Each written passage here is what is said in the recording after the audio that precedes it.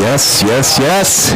Here we are, Pinnacle Pioneer fans. We're not in the friendly confines of the Pinnacle Coliseum like we normally are. But you know what? Brian Beer side by side with me here. We're at Coconino High School in Flagstaff, Arizona. We're at about the 7,000 level as far as altitude is concerned. We're coming from what, about 1,300 feet above sea level where the Pinnacle Coliseum sits. And the Albuquerque and the Cueva Bears visiting us from about 5.5 hours east of here. They sit at about 5,300. So I'm going to just throw something out, Brian, real quick, and I'll just tell you, if you haven't played at altitude, it takes the wind out of you quick. So yeah, it's not only the wind, it's the bloody noses. I've already seen a couple Pinnacle players on the sideline with some tissue up their nose. It's going to be an interesting physical experience for the Pinnacle Pioneers. Andy, it's great to be with you here again this year to kick off Pinnacle Pioneer football from beautiful Flagstaff. And it is perfect right now. There are showers in the area, but right now we look like we got a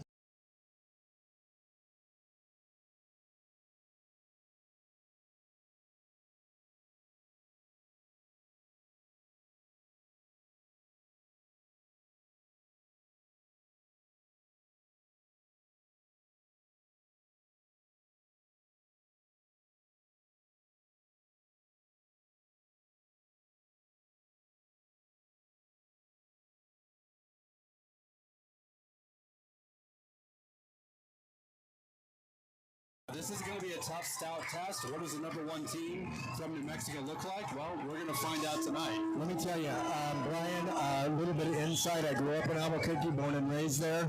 And one thing that you can't do is underestimate the Albuquerque schools. And here's why. Albuquerque sits in the middle of the state, but to win the state championships, you got to beat the Eastern New Mexico teams like Clovis and Hobbs. Clovis and Hobbs spend their entire season playing West Texas schools. And if you know anything about Midland, Odessa, and the West Texas teams, they live for football there. So the Cueva team is a good team. I mean, as a defending state champion, they have to be. And they have a quarterback that is going to be one to reckon with. Cam Dyer, their quarterback, has committed to ASU. Not necessarily as quarterback, we understand, potentially as a wide receiver, but has a commitment to ASU. Last year, Cam, per the records that I saw, 23 touchdown passes, 23 touchdown runs, a 113.8 quarterback rating. You know what I love about Brian Beer? Brian does his homework, and he's spot on with everything. And it's great to hear everything you got there, and they're all good, fun facts. And the one thing I heard about, a buddy of mine drove over from Albuquerque here last night, shows up at my door at 1 o'clock in the morning, and he's telling me about this linebacker that La Cueva has. And he's, in a word, just beast. That's all I can say. He's a big boy. I think it's number 45. That's Mason Poza. He led the team with 7 sacks last year, but looking at him, he is just a specimen, a big kid. Reminds me a little bit of our own Dean Vincent, just big on top. Looks like he's got a little speed as well, so be interesting to see how that works out today. But yeah, him and then Tanner Montano for the Bears as well led the team with 8 TD receptions. But that's not to say the Pinnacle Pioneers aren't going to put up a fight here, because we have some great starters returning and some great kids coming up from JV. They're going to make a difference this year. Let me say one thing. The Pinnacle Pioneers are going to be tough no matter how you look at it. And let me say this too. Wyatt Horton, our faithful quarterback who's led this team since his sophomore year, now this in his senior year, signed his commitment letter to the Idaho Bengals. And I spoke to his dad just before the game, and he is pumped. He is ready to bring it on tonight. Yeah, well-deserved offer there. I'm so glad he gets to play at the next level. Wyatt's been so fun to watch. Going back to last year, off season before last season, what he had to go through with another quarterback transferring in, potentially losing his starting job, his attitude, towards attitude, that whole thing, spot on. And he played a great season last year. Born leader, can throw the ball down the field, can run it, has a great short game. He's going to make his defense think. That defense for the Bears last week, Andy, they played their first game against Volcano Vista in New Mexico. That's the number 9 ranked team in the state. They held them to 0 points. It was 43 yards passing and 49 yards yards rushing for Volcano Vista last week against this Bears team from Cueva. So not only do they have a potentially great offense, there's a good defense as well.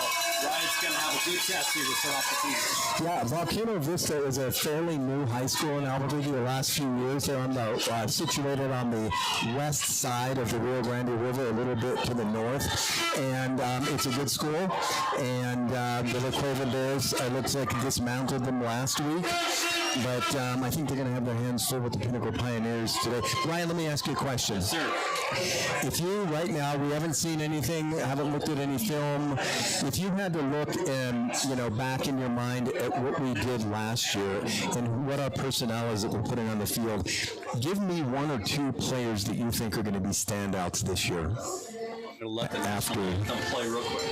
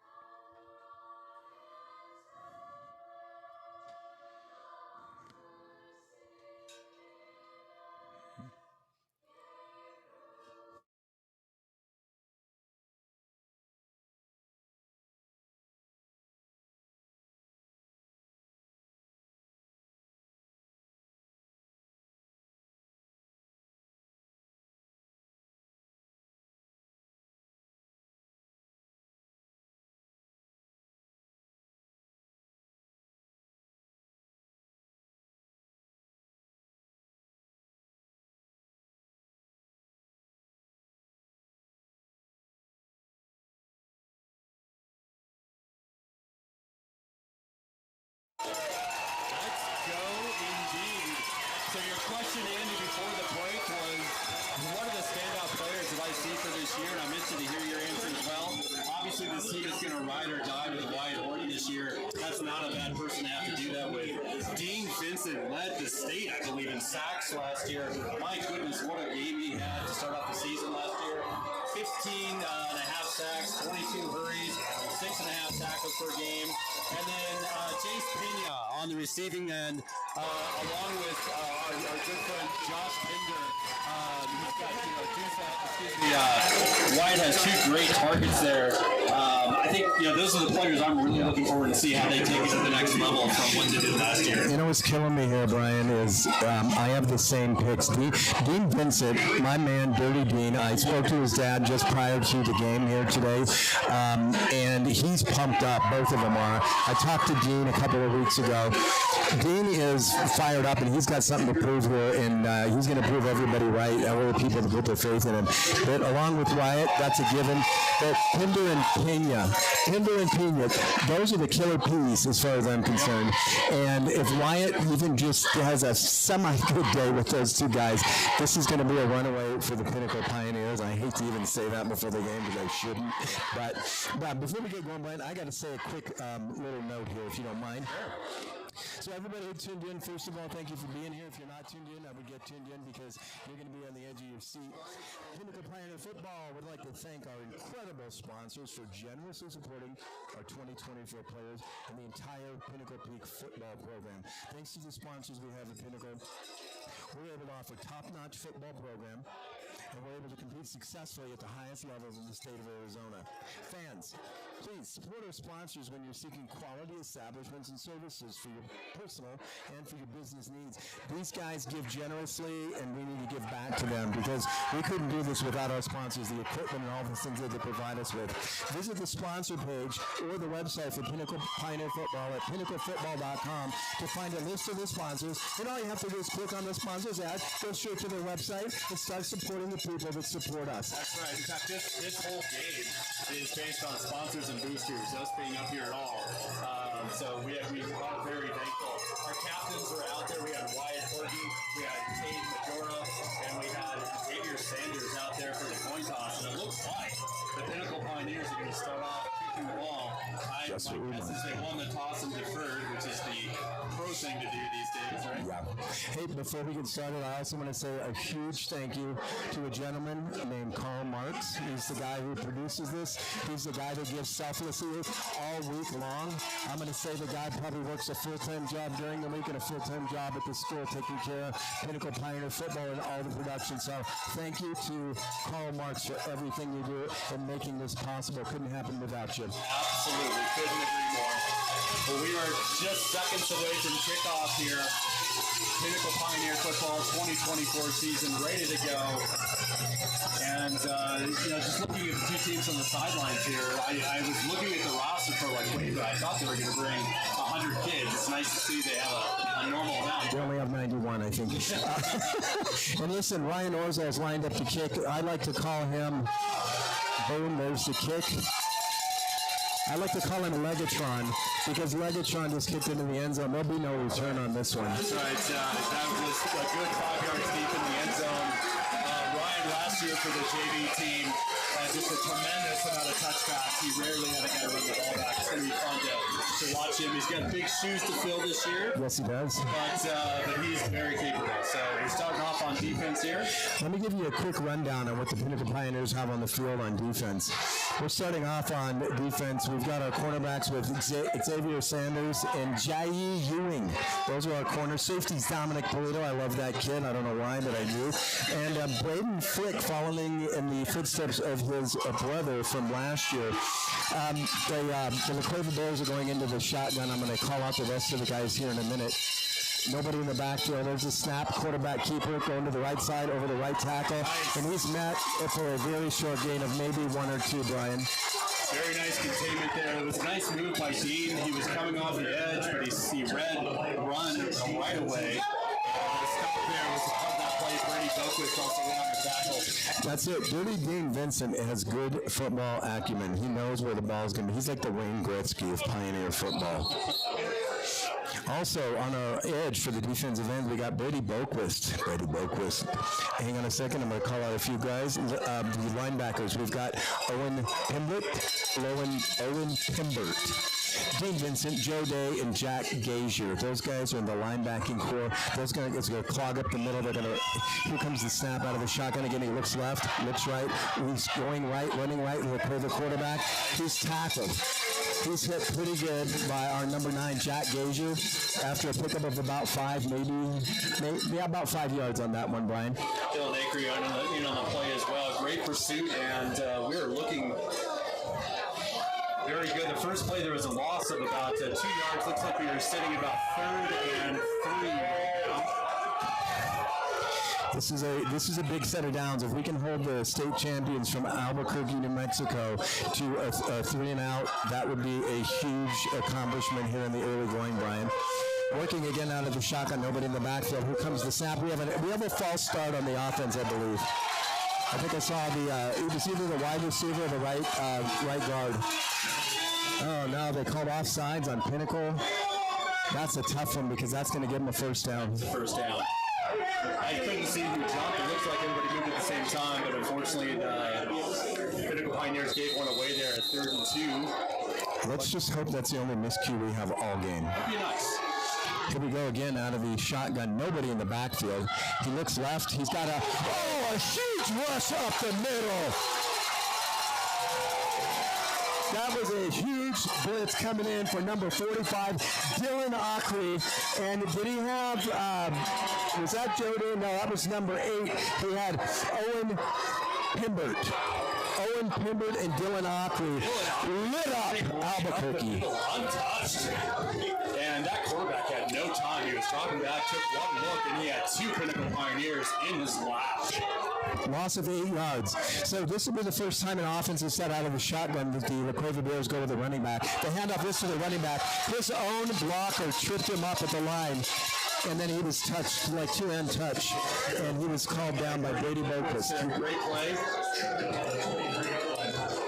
That's going to bring up 2nd down, and we're looking at about 20 yards. Yeah, it's 2nd down and a lot.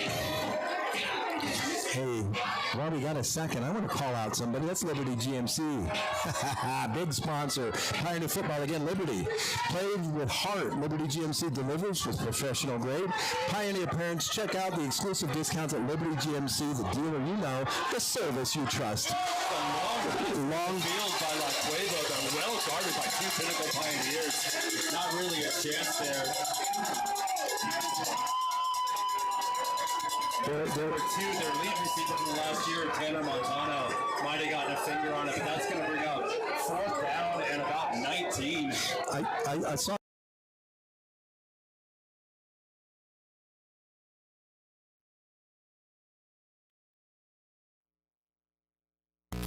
Yeah. Game of the year. So the Cueva Bears set up at about the 10-yard line. By the time he kicks it, they'll probably be at about the 13 or 14-yard line. And the Cueva Bears decided to take a timeout right now to talk it over. First defensive stance for the Pinnacle Pioneers. What a great way to start off the season. So they get a little bit off with a miscue, but then they have an outstanding blitz that comes in from the center, and they really clean the clock of the quarterback for the Cueva Bears. Let's talk about a couple of our sponsors while we have a break. Some of these kids, it's dry up here, and it's a tough game. Prime IV hydration. Maybe stop there after the game or when they get home. Fuel your game with IV therapy from Prime IV. They're on High Street, and they let you unleash the champion in you. Nice. You also got your brand Genie. Let your brand Genie grant your wish for the perfect small business promotional items with not minimums. They don't have any minimums. Visit Your Brand Genie, yourbrandgenie.com. Thank you, Brand Genie, for being a proud sponsor of Pinnacle Pioneer Football. And they're new to us this year. And we have Alex Lugo back. Okay, that punt was going to be blocked. The guy had to step back, kick it off the side of his foot, and that goes out of bounds at about the 35-yard line of Cueva. Dylan Akery in on it again. This kid is making a statement early on here. But that punt maybe won about 15 yards. Waiting for it was Alex Lugo, and I don't know if you got to see much of Alex on the varsity side last year. I love watching Alex Lugo. The JV beat Liberty last year, and he carried them on his shoulders. Oh, absolutely. We've got Xavier Valdivia in the backfield, right behind Wyatt Horton, working out of the shotgun. He's calling out the cadence. Here comes the snap. Wyatt takes the handoff. He's throwing deep over the middle, and there was some interference there. There was contact. That ball. Was that it? It looked like Josh Pinder out there running down. He had two defenders on him. Exactly right. Flag thrown about the 10 or 8 yard line. There must have been some contact because Pinnacle is walking it down. I got to tell you, Brian, if they don't make that contact, I think Josh Pinder gets enough separation, and that's a touchdown. Good call by the offense. The coach and the offense, they're picking out a great play to open up the game. Yeah, nice aggressive play to take advantage of what in effect is a turnover with that punt. Pinnacle in their own territory are way into Bear territory. That ball, now we're walking it back.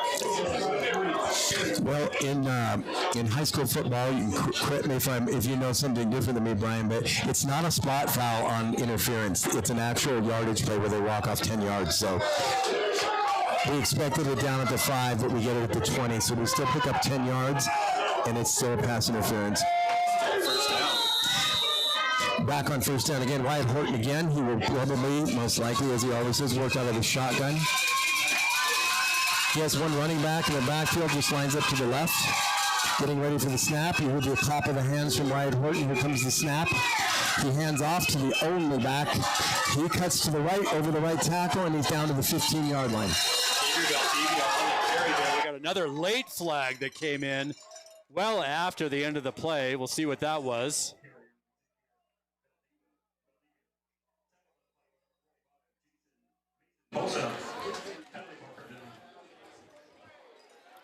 Referees calling, looks like unsportsmanlike on the Cueva Bears.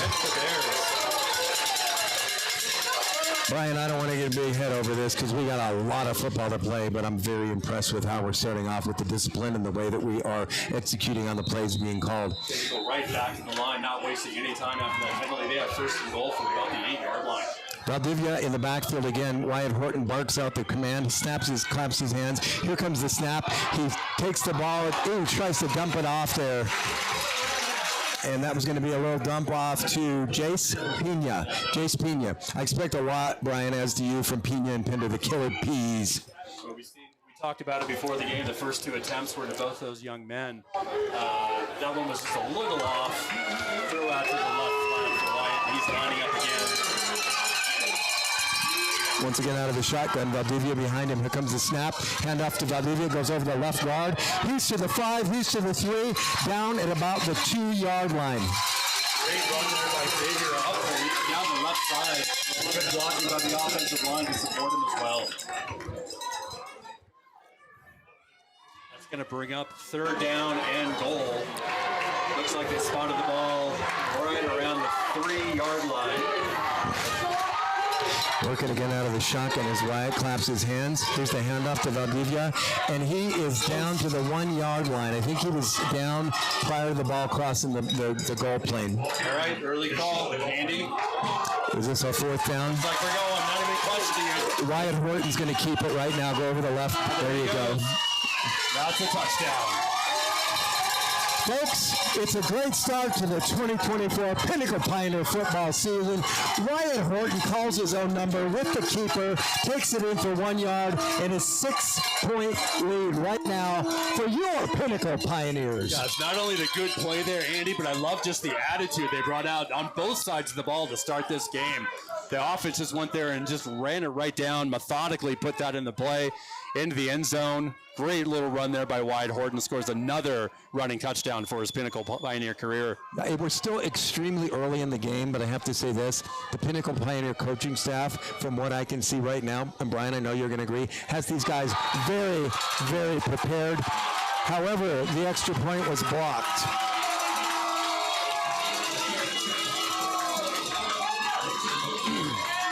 So we'll have to settle for a 6-point lead. We've got 7 minutes and 53 seconds remaining in the first quarter of the two juggernauts with the Pinnacle Pioneer up against the Cueva Bears from Albuquerque, off to a nice 6-point lead. Like you said, there's a lot of football left, but I would rather start it this way than any other way. Let's talk about some more of our sponsors. I remember when I was in college, when MMA was just starting, it was the Gracie brothers that were dominating everything. Yep. Gracie Jiu-Jitsu is in Phoenix, providing premier self-defense programs for the whole family, serving our community from 2 locations at Tatum and Thunderbird, and also at Bell Road and 51. That's Gracie Jiu-Jitsu. On another note, I wish we'd have had these guys on the way up here tonight because there was some sort of traffic jam. It took me an extra hour to get here. But Lecture Rally Travel, whether planning a weekend getaway or a month-long adventure, let Lecture Rally Travel guide you, your go-to resource for all things travel-related. All right, we got a return for the Bears, but didn't get very far. Brought it out to about the 11-yard line from about the 2. That's going to start off the Pinnacle Pioneer defense in great position. The La Cueva Bears starting from about their own 12.5-yard line. Boy, I sure like that. The one thing we've got to be careful of, Brian, is this quarterback is not afraid to throw deep. Our defensive backs and safeties need to be on their toes.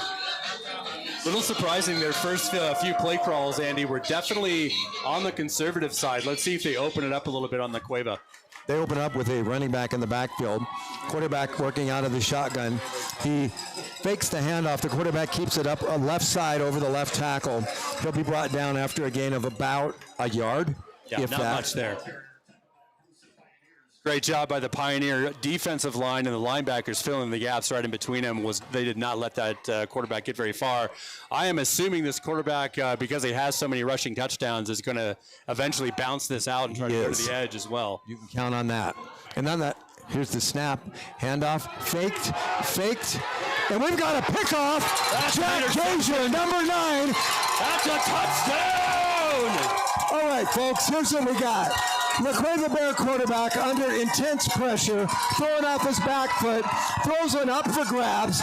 Jack Gazier steps in front of it, takes it in for about a 12-yard interception, and that's a pick 6. Dean Vincent was in on that quarterback again. This is reminiscent of last year when he just haunted the quarterback from Henderson, Nevada at the NAU Dome. I'm not sure they let Dean in that dome anymore. He haunted that place so bad. Dean Vincent, was all over that quarterback like a rat on a nacho. It was beautiful to see. Dirty Dean get in there and do the job. Yeah. Looks like we have a going for two situation here to make up for the missed extra point in the last one. Pioneers are on their own too then. There's the snap. And that's... The man in motion comes across, and he's met by 3 La Cueva Bears. That was Jace Pena. It was a good defense. I'm going to give La Cueva some credit on that one. That was good defense covering that 2-point But we've seen conversion. a lot of firsts already here early in the game. First Pinnacle Pioneer touchdown. First Pinnacle Pioneer turnover. First Pinnacle Pioneer pick 6 of the season. I got to say, watching that ball float up there the way it did, Jack Gager has to be pinching himself saying, I can't believe this thing's going up and it's going to land in my hands, and I'm going to celebrate in the black and red end zone for the Coconut High School. And then Jack was untouched basically going into the end zone. You know, it's starting to be old news now, but we've got Ryan Orzal making his 3rd kickoff now, and we still have 7 minutes and 10 seconds left in this first half. It's a 12-0 lead by your Pinnacle Pioneers over the La Cueva Bears from Albuquerque. Here's the kick. It's going deep. It's going to land in the end zone and will not be returned. Deep end through the end zone. Let's talk about some more of our sponsors. Next Level Chiropractic and Integrated Health, your go-to destination for top-tier chiropractic services in Scottsdale, dedicated to enhancing your well-being and helping you achieve optimum health. Optimum Health is good. We all like that. How about the Kimberly Lowe Group? Kimberly Lowe Group, certified luxury marketing specialists, and that's residential real estate in Scottsdale and North Phoenix. Your local neighborhood real estate experts at the Kimberly Lowe Group. So great to see so many repeat sponsors year after year for Pioneer football. All right, La Cueva Bears with their 3rd possession, working again out of the shotgun, as we're going to probably see all day. They've got 1 running back in the backfield. The ball is handed off. He goes to the left side of the line, and he is met very firmly by Dominic Polito. Brings home the boom. Late flags on the play. Not sure what happened there, but Dom Polito definitely came up from the backfield and stopped that hard. I hope he asked for Canes tonight because he's getting it. That was a nice play. Well, we have a break here on the penalty. We also have Muscular Moving Men. This group has been very involved in Pinnacle Pioneer football for a long time, and they've been Arizona's premier moving company since 2008. With over 30,000 moves completed, their team of mover athletes is your solution for local or long-distance moves. For all things moving, including storage, call Muscular Moving or visit muscularmovingmen.com. Mention Pinnacle Football for a free packing starter kit. I got to say, I didn't see what the call was on that. I did not either, but it was a 15-yard penalty. It looks like it was against Pinnacle. I think it was some charity work here for the men in black and white. Once again, out of the shotgun, 1 man in the backfield. The entire Pinnacle line moved forward. I have to believe it was a false start, but I've been wrong before, Brian. Well, I don't think you can be wrong on that one, Andy. They are smelling blood out there right now, and you love to see an aggressive defense, but you have to maintain that control. Speaking of blood, here comes Dirty Dean Vincent back in the game. He's got his hands on his hips. He reminds me of a young Jack Lambert from the Pittsburgh Steelers steel curtain. And I hate to say it, Andy, but I think you were wrong on that one. That call it was a false start. That call was against the La Cueva Bears from New Mexico. Wrong. That's all right. If you're going to be wrong this like is that. The place. All right, once again, working out of the shotgun, 1 running back in the backfield. 1st and 15 from Here's the 32. snap, fakes the handoff, he goes to his left. He's got a little bit of room, but not much. Pickup of about 3 yards. That quarterback finally bounced one outside and got some yardage. He has not had any luck up the middle against the Pinnacle Pioneer defense. That's going to bring up a 3rd and 12. I think it's 2nd down with the penalty. Okay. Yeah. 2nd down and 12 yards to go. Maybe it's a 2nd and 11. Pinnacle standing in. They've got 3 down linemen. They've got 3 guys in the box with 3 linebackers. Play blown dead again. Timeout on the Pinnacle Pioneers. You know, I have to say, I'm looking out here, Andy. Take a look down the row here, how many Pinnacle Pioneer fans are out here. We've got a student section all dressed up in camouflage tonight. The Pinnacle Crazies Hold on a came minute. all the way up here. I don't even see him. It must be the It camouflage. must be the camouflage. Lily Hamill and Sammy Curtis up here with the Pinnacle Crazies. They brought a whole bus. We have as many fans up here for this game almost that we have at a Pinnacle Pioneer home game. What an amazing turnout. It is very nice. You know, the Pioneers are looking to engrave their name on the Coconino High School tonight. And if you talk about engraving, let's talk about Team Dawson. Team Dawson Laser Engraving provides customized engraving on a variety of products. They specialize in the ever so popular drinkware and other promotional items. Check out their website, teamdawson2014.com. Proud sponsor of Pinnacle Pioneer football. Center Stage Dance Studio has been a longtime sponsor as well, and Dean Vincent is dancing on the quarterback so far tonight. They love to put you center stage, turning baby divas and dudes through college kids located in the Scottsdale Air Park. Here comes the rush. Dean Vincent on the edge. He's flushing the quarterback out. He puts it down. The keeper, he's got some room in front of him, and he's got a first down over the 50-yard line. There was a flag down right at the line of scrimmage. We might have a holding call. That's typically where you'll get a hold. Yeah. Let's all cross our fingers and hold our breath on the Pinnacle sideline. Yeah, as the quarterback made a nice run there. Yes, sir. We got a hold. He made a nice run out to his right, but as the whole line tried to move to the right, the left side of the Pinnacle Pioneer line was held in place. That's coming back. This quarterback, Brian, for those of you folks that, you know, I hope you can see it on TV, he's a big kid. Yes. He's lanky, which means he's got large strides. And once he gets out and breaks one tackle and gets into the open field, he's going to be pretty tough to bring down. So thank God for the hold. We tackled him, but it was after the first down. We're going to go back to a second down. We're going to have 21 yards to get the first now. Yeah, fortunate, but again, that holding call definitely kept the defensive line from getting over to that side. Lined up again, one person in the backfield, three wide receivers, two out to the quarterback's right, and it's another handoff. Little room this time. Over the right side. He's about 2 yards shy of getting to the original line of scrimmage. Hey, and you know what? I got to say this, Brian. It was pretty neat. Right now, the producer just flashed something up on my screen for me. We've got 484 loyal listeners and viewers on the YouTube channel right now. Thank you for being with us tonight. I think that you'll agree with us. There's no better way to spend your Saturday evening than with the Pinnacle Pioneers. We got people from all over the country. I know we have the Nelsons from Kansas watching us tonight. Thank you for tuning in, and everybody else out there. Hope you're enjoying the game so far. That was Braden Frick on the tackle on the last play. Another third Frick. and 11. The Cueva is a spread offense with three wide receivers to the left. It looks like we may have a false start on the Cueva. Oh, they're kind of calling offsides. Yeah, I think you're right. Pinnacle Pioneer defense all jumped at the same time. That's going to be a 5-yard penalty. Still third down, but it's going to be a little bit more manageable. Third and 7. About 3rd and 7. Cueva is playing from their own about 41-yard line. There is 5 minutes and 22 seconds left in this exciting first quarter. This is the deepest they've been all night, I'm happy true. to say. We got three wide receivers split out to the left, one wide receiver to the right. We've got one running back in the backfield. Here's the snap. Running back out of the backfield is calling for the ball. He's got it. He's got a first down at the 50, the 45, the 40, the 35-yard line of Pinnacle, where he's finally taken out of bounds. Yeah, that time the Pinnacle rush got a little best them a little bit. They went full out after the quarterback there. The running back skipped out into the flat on the left side, and the quarterback was able to hit him for a very nice gain. Owen Pimbert brought him down, but not before he was able to pick up about 30 yards. Looks like he stepped out at about the 42-yard line of Pinnacle. That's good. Took about 7 yards off. First time the Bears have seen Pinnacle Pioneer territory tonight. It's another keeper to the left side for the quarterback. He's brought down another flag on the play, but he's out with about a 5-yard gain. Let's hope the laundry on the field negates that and walks him back the other way. While we're waiting on that, let's talk about CreditReady.com. We're ready, you're ready, and you got Credit Ready, where parents send their kids to win the credit game. Get credit ready for college and life's biggest events at CreditReady.com. Proud sponsor, Pinnacle Pioneer Football.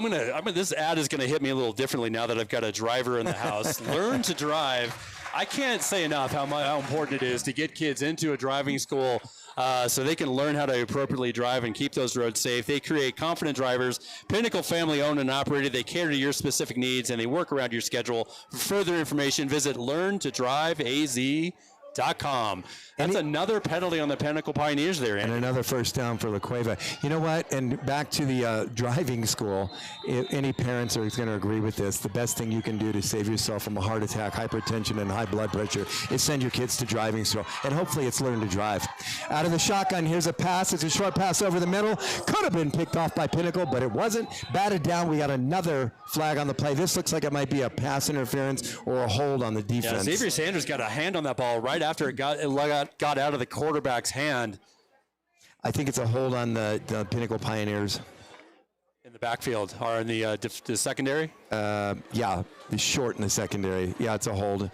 So this is going to take the La Cueva Bears down inside the 20 to about the 13-yard line, 14-yard line. No, 13-yard line of the Pinnacle Pioneers. This is a bend, not break place here, Brian. We need to bend and not break here. That's correct. And, not surprising for the first game of the season. We're seeing what you call a few mistakes out there. But we need to tighten up here. This defense is giving up a lot of penalties right now. Here's the snap. Quarterback keeps it again. He goes just over the left side, but slightly up the middle. And he's taken down, but not before he could pick up about 6 yards. That takes it down to about the 9-yard line of the Pinnacle Pioneers. Hard to tell on TV, but you can see that quarterback, number 1, is tall. He's listed as 6'4" in the La Cueva stat sheet. He might be taller than that at this point, but he's a big kid. So, Brian, we got a second down. We got about 5 yards for the first down. I'm thinking a short pass over the middle. Nope, it's a handoff to the running back over the left side. Well maintained. He picks up about 2 yards. Great swarming defense by the Pioneers. Another flag in the backfield this time. Let's hope that's a hold on the La Cueva Bears. Yeah, nice swarm by the defensive line and the linebackers coming up from behind on that one. Kept that contained. The running back, number 22. See if we can get a name on that kid. He's getting a lot of touches tonight. I got to say this, North Valley Center for Oral Surgery. If you haven't been there, hopefully you don't got to go. But if you do, they got 20 years experience, and it's Dr. Donald Johnson. That's Don Johnson, not Don Johnson of the Miami Vice, but Don Johnson of North Valley Center for Surgery. He's been serving the North Valley of oral surgery needs for 20 years. His son Keenan plays on this team, and Dr. Johnson has had his hands in almost every member of my family's mouth. We trust him with everything. Well, that was a penalty on the La Cueva Bears. That was a 10-yard holding penalty, so they are back to out of the shotgun, heavy pursuit. Just out of the outstretched arms. Yeah. That was a diving play by Joe Day. No, I think number 5 is, Joe Day almost had the quarterback. He nipped at his heels right as he released the ball. Of course, he had to hurry it. It was a little overthrown in the back of the end zone. Back there chasing the quarterback again. I think the pursuit of the quarterback definitely made him throw that wide. I'm going to give you a name here, Andy, of this running back. He's number 22. You're going to love it. It is Cheeto Lumbera III. That might be one of our best names of the year. We'll have to remember that one. So if he's a Cheeto, there's a baked Cheeto, there's a quick fried Cheeto, and then there's the spicy hot Cheetos. We're looking at 3rd and 15. Snap. I think we got to have an offsides on the Pioneers. Did you see that? I did not see it. It's an offsides Pioneers. We've got a little bit. We're in an interesting position. They are walking it off. Andy and I are located inside on the home side. So what you're looking at, that pole right there on your screen, is exactly what I'm looking at right now. That's a fine looking pole. That is a nice pole. All right, out of the shotgun is La Cueva. One running back in the backfield, 2 wide receivers right on the strong side of the field, 2 wide receivers on the left, off the left hash mark. Here's the snap. He drops back. He looks right. He steps up. He almost gets sacked. He's in pursuit. He shakes the tackle. He's running. He's still on his feet. He's now down to about the 6-yard line. Not enough for a first down. It's going to bring up a third down, but that was a heck of a scramble by the La Cueva quarterback. Yeah, that's going to bring a fourth down, I believe. And that was Brady Boquist on the initial pursuit. Got him to the line, but couldn't quite get him. And then Dean Vincent met him right past the line of scrimmage. Nice, tough play by that quarterback, but not enough. And you're right. It's a fourth down. Looks like they are going to attempt a kick. I wouldn't put a fake past them on this. They're so deep. If they don't convert, then the Pinnacle has a long way to go, but it is a short kick. Maybe they want to get some points on the board. Coming up on 3 minutes left in the first quarter. Here's the snap. It's down, the kick is up, and it looks good. Well, the Cueva Bears are on the board now. Just as you'd said, slightly over 3 minutes remaining in this first quarter. The score now, Pinnacle Pioneers, 12 points. The La Cueva Bears from Albuquerque, 3. 3 minutes and 4 seconds left, and let's get some more sponsors in here because we appreciate them so much, and we've been talking about Wyatt Horton a lot tonight. How about AZ Notary Services with Kim Horton at AZ Notary Services? Notary service at your location, at your convenience. Visit aznotaryservices.com, and you get to meet Wyatt Horton's mom. Hey, listen. From what I can see here, Brian, the Pinnacle Pioneers are bringing down the roof. And if your roof comes down or anything happens with your roof, look at one of our new sponsors this year. That's Patterson Roofing, dedicated to providing exceptional services in Arizona. Patterson Roofing. Then there's Blue Stone Strategy Partners. They've been serving tribal nations throughout the United States for a long time. Check out Blue Stone Strategy Partners. All right, the La Cueva Bears for the first time tonight are kicking off. He approaches the ball. Here's the kick from their own play. It's a squib kick up the middle. It's taken by, looks like Joe Day. Yeah. Joe Day has the ball. He breaks it out left. He's taking his legs out from under him at about the 38-yard line. Not bad starting field position. Was that number 9? That was number 9, actually. That was Jake Ashier on the carry. Nice. Okay, you got it. Nice pickup there from the midfield, though, and way to run that ball forward. Yeah. The Pinnacle Pioneers are going to get the ball back in good field position. They're on their own 38-yard line to start this off. 2 minutes and 59 seconds left here in the first quarter. A nice little run back by Jack Gazier. I call him Gazier Beam. Out of the shotgun is Wyatt Horton, running back to his right. 2 wide receivers on each side. Drops back, deep drop back, scrambles, moves to his right, flushing him out of the pocket, throws it up close. Jace Pena could not get a handle on it. It was a little bit out of his reach. That'll go incomplete, and we'll go to second down. A little bit surprised Wyatt didn't just run on that one. He had a lot of room in front of him, but he chose to pass it, trying to get that passing game going, which is going to be certainly important later in the game. So second down and 10 here, still from the 38-yard line, 2:52 left, first quarter. Once again, out of the shotgun, 3 wide receivers to the left, 1 to the right, 1 running back. Here comes a quick blitz. The ball is caught in the backfield, and he loses his footing, falls down. That was number 28, Gavin Hammond. A little unsure footing there. That linebacker we've been talking about, Mason Posa, was the one that got in there, got into Wyatt's face. Great job by Wyatt of keeping his composure and getting that ball out. Didn't get any gain on the play, but that could have been a huge loss. Third and long, 3rd and 11. 3 wide receivers to the right, 1 to the left. Wyatt out of the shotgun, nobody in the backfield. Here comes the snap. It's a 4-man rush. He throws it down the sideline. A lot of contact. I'm surprised they didn't throw a flag on that one. That was Posa on the coverage from the linebacker position on Alex Lugo. A lot of contact, but no flag on that one. We've seen a lot of laundry on the field so far, but not there. Sometimes with a little bump and run, I wouldn't expect a flag, but you actually saw the defender change the course of his run. Yep. So Lugo, that should have been a flag. I agree. I saw Alex, his shoulders turn, and to me that was interference, but we didn't get the call. It's going to bring up a 4th and 11 for the Pinnacle Pioneers. They're working out of the shotgun. Wyatt is lining up like he's going to punt, and I think he's going to read the defense. That's Alex Lugo in the backfield with him. And let's see if he actually punts it. We have a timeout by La Cueva, I think. Yeah, if they're smart, they'd be calling it. And a flag on the field. Oh my gosh, you can see Coach Zupke took his headset off and he's not happy. No. They might have had something in mind there, but a penalty and 5 more yards to go is certainly not going to help it. They haven't changed formation though, Andy. They're keeping everybody in. We need 16 yards for a first down, almost at midfield. Wyatt's moving up. We've got another whistle, and the timeout on La Cueva. Well, I guess we'll have to wait to see what kind of package we run here. But in the meantime, let's talk about Kimmy Z's. Tatum and Bell, your neighborhood bar and grill. Top-notch live music, food, and the home of the half-pound burger. Oof.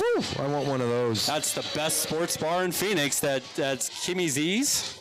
You know what? Check them out. We got Blue Sky Restoration in our backfield this year. Blue Sky Restoration. It's pretty simple, Brian. We fix broken buildings. I know. I was reading that one before we got here, and I'm like, simple to the point. We fix broken buildings. Let's go.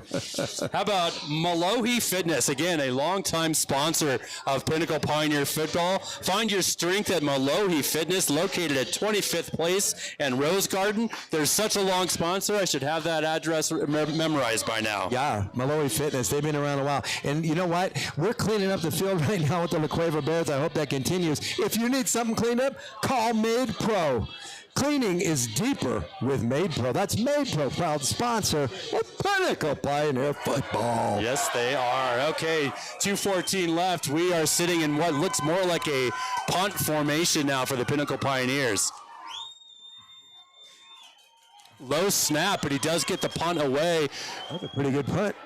It's going to go out of bounds at probably the 45-yard line of La Cueva, is what it looks like. So with 2:07 left, La Cueva's going to get the ball back in their own territory. Still moving the chains, and while they're doing that, let's talk about Auckland Construction. They're passionate about creating remarkable experiences in everything they do. That's Auckland Construction. Listen, we're going to turn up the heat on the stove here in the kitchen, just as Best Home Appliance would do, another proud sponsor of Pinnacle Pioneer Football. Visit us at the corner of Tatum and Bell. We're your local Pinnacle family-owned source for luxury appliance. Best Home Appliance. La Cueva Bears working now out of the shotgun. One running back in the backfield. The handoff is to the running back. He goes to the left side, bounces it off, runs forward for about 6 yards where he's pushed out of bounds by the Pinnacle Pioneer defense. I hope he doesn't mind if I do this, but I'm just going to call him Cheeto, and that's a good run by him. He got about 6 yards on the play there, running towards the left side of the La Cueva Bear line. They run a lot of play fakes, Andy, was what I'm seeing so far. Almost every run they run, whether it's the quarterback or whether it's to Cheeto, is some sort of a play fake. Yeah, they got the read option working good, which will serve these kids well for college if they get excellent! Oh, my God. Good anticipation by number 20, Xavier Sanders. He jumped in there, got his left arm right in the way, knocked that down. Great play by Xavier. So the way the defensive backs are trained here is to kind of bait the quarterback and look away and then go ahead and just jump in and step in front of it. So that was a good move by Xavier Sanders. That's going to bring up another third down with about 4 to go. They are sitting on the Pinnacle Pioneer 49-yard line, 1:30 left in the first quarter. I'm sure Xavier's dad, Nate, was going crazy thinking that Xavier had himself a pick there. So, Nate, he'll get one, don't worry. It was a great play. Many more to come. Here's the snap, a little high. Quarterback keeps it, goes to the left side. He gets up close to the first down, but I think he's going to come up about a yard short, where it's going to bring up a 4th and 1. I love the patience of this quarterback. He didn't get much in the first couple times that he tried to penetrate the Pinnacle Pioneer line. Now he's finding some holes, good patience. They gave him a heck of a spot. And that's a first down. Yeah, that's not exactly where we are literally right across from where the ball's been spotted, and that's not where I saw it either, but it's going to be a first down right at the Pinnacle Pioneer 45-yard line. 1 minute and 10 seconds left. You know what they the say quarter. In football, Brian? Charity begins on the road, and it starts with the referees. Well, since we're both on the road, I don't know what we're doing here. All right, we're going to get out of the shotgun. 2 wide receivers right, 2 on the short side of the field on the left, 1 running back into block. It's the handoff to the running back. He's got help. Oh, my God. Heavy pursuit. Number 9, Jack Gazier. Jack Gazier is having one heck of a game. He's all over the field. He has a pick 6. He has some tackles. He has a sack. And now he takes that man down for a loss of 4 yards. That running back came out wide to the right and deep. Didn't really start to cut up field. And when he started to try to turn up field, Jack was right there and just clobbered him. What a great game this young man's having so far. Yeah, then the Cueva running back turned the corner and said, hey, guess who's coming to dinner? The answer? Jack Gazier. That bag of Cheetos was definitely crunched there.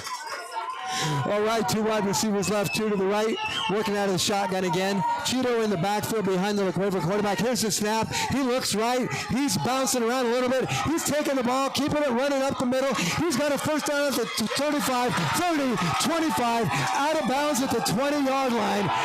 Oh, big mistake. Big mistake. It looked like an accident, but the guy still went down and they threw flags. Yeah, I'm guessing the Pinnacle Pioneers had some either a late tackle there or hit him after they got him out of bounds. I'd like to see the replay on that one. So flags went flying. It must have been a pretty clear penalty. We're guessing that's going to be a personal foul on the Pinnacle Pioneers, adding more yardage. I'm starting to get the cadence of this quarterback. Once he gets into open field, he's very dangerous, very big, hard to bring down. Very elusive. And that's going to bring us to the end of the first quarter with the Pinnacle Pioneers on the lead right now, 12-3, with the La Cueva Bears of Albuquerque, New Mexico, driving. Right now they've got them marked at the 20-yard line, but it looks like we may even get more yardage than that. While we're waiting, we've got some more great Pinnacle Pioneer sponsors that we'd like to talk to you about. Presbyterian, a veteran workforce development company or pre-veteran, one of the two. But check them out. If you need a workforce, a veteran workforce, check out Presbyterian or pre-veteran.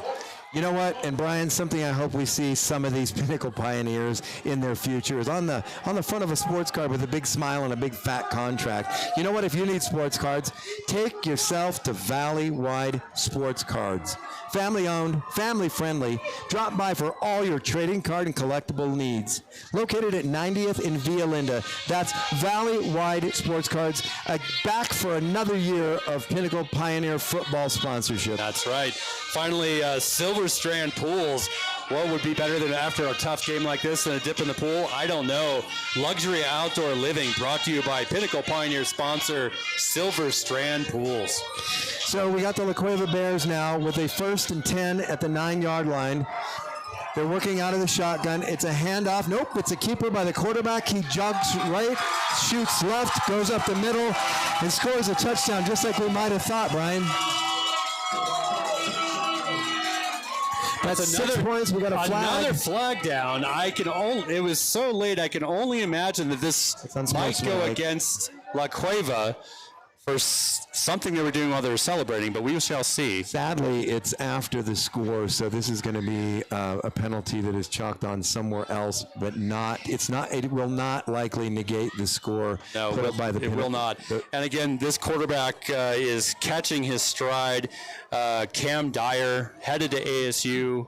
Had a great season last year and is really starting to catch his stride in this game. That being said, right now it still stands with the Pinnacle Pioneers ahead, 12-9. Andy, what I'd love to see is the Pinnacle Pioneers get the ball back here is for the offense to take some time and really start putting some yards on the board. We haven't seen a lot of completions out of Wyatt yet. Just start getting some methodical Pinnacle Pioneer hard work done on offense. I think that'll be important for the rest of this game. What we need is about a 6 or 7 minute drive, about 13 plays with a score at the end of it. That was unsportsmanlike conduct on the La Cueva Bears. Oh, and on Pinnacle. That means the 2 penalties, folks at home, will offset themselves, and we're going to kick the extra point now. It's not going to negate the touchdown. It was after the touchdown. So we have, just so we know, we do have a little bit of wind coming up here now. When we started the game, it was very calm. I'm going to check the radar just to make sure we're still doing okay here on showers and temperature. It's showing that we are at 74 degrees, which is great. However, we have a line of showers coming in from our east. So right about halftime or before, we might start to see a little bit of rain here. Hopefully no thunder. Hey, real quick, I want to give a shout out. Sanders' mom just sent me a text. She said, hey, can we give a great sound out and a shout out for the grandparents for Sanders in Nevada?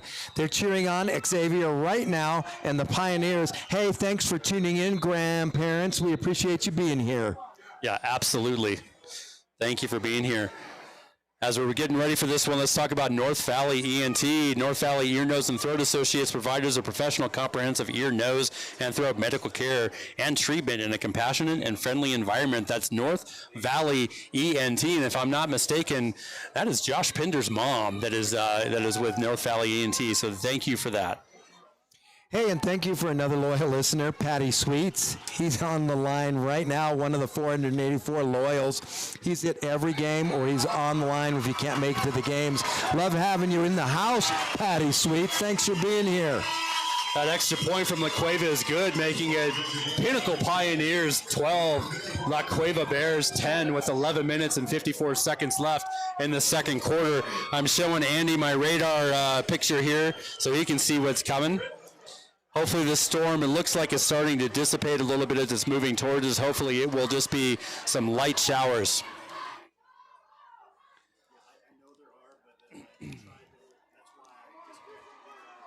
Talk about our landscaping company, and they're a great sponsor, Ursuline Touch Landscape, serving the Valley since 1984. You'll get your money's worth from Ursuline Touch Landscape. Thank you for being a proud sponsor of Pinnacle Pioneer Football and NSB Mortgage. Their mission, well, it's just to ensure clients receive the utmost attention to detail with regards to their individual needs. In this tough housing market, trust NSB Mortgage.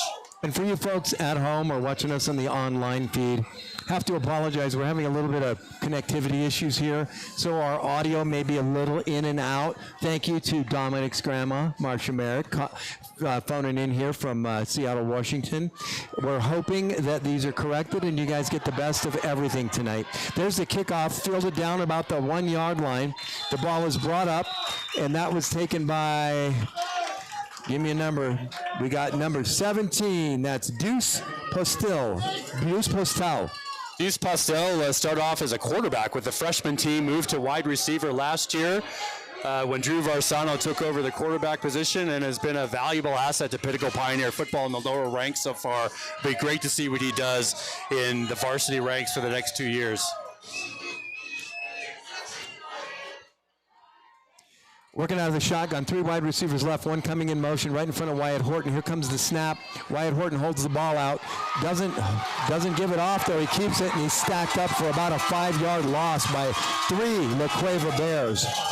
Yeah, a little bit of a broken play there, Andy. Wyatt kept the ball. We had the running back going right beside him, but somehow the defenders got right in there, and there really was nothing for him to do. Not sure exactly what the intent was there, but we'll never know. It's about a 5-yard loss, bringing up 2nd and 15. Ball is on the 17-yard line of the Pinnacle Pioneers.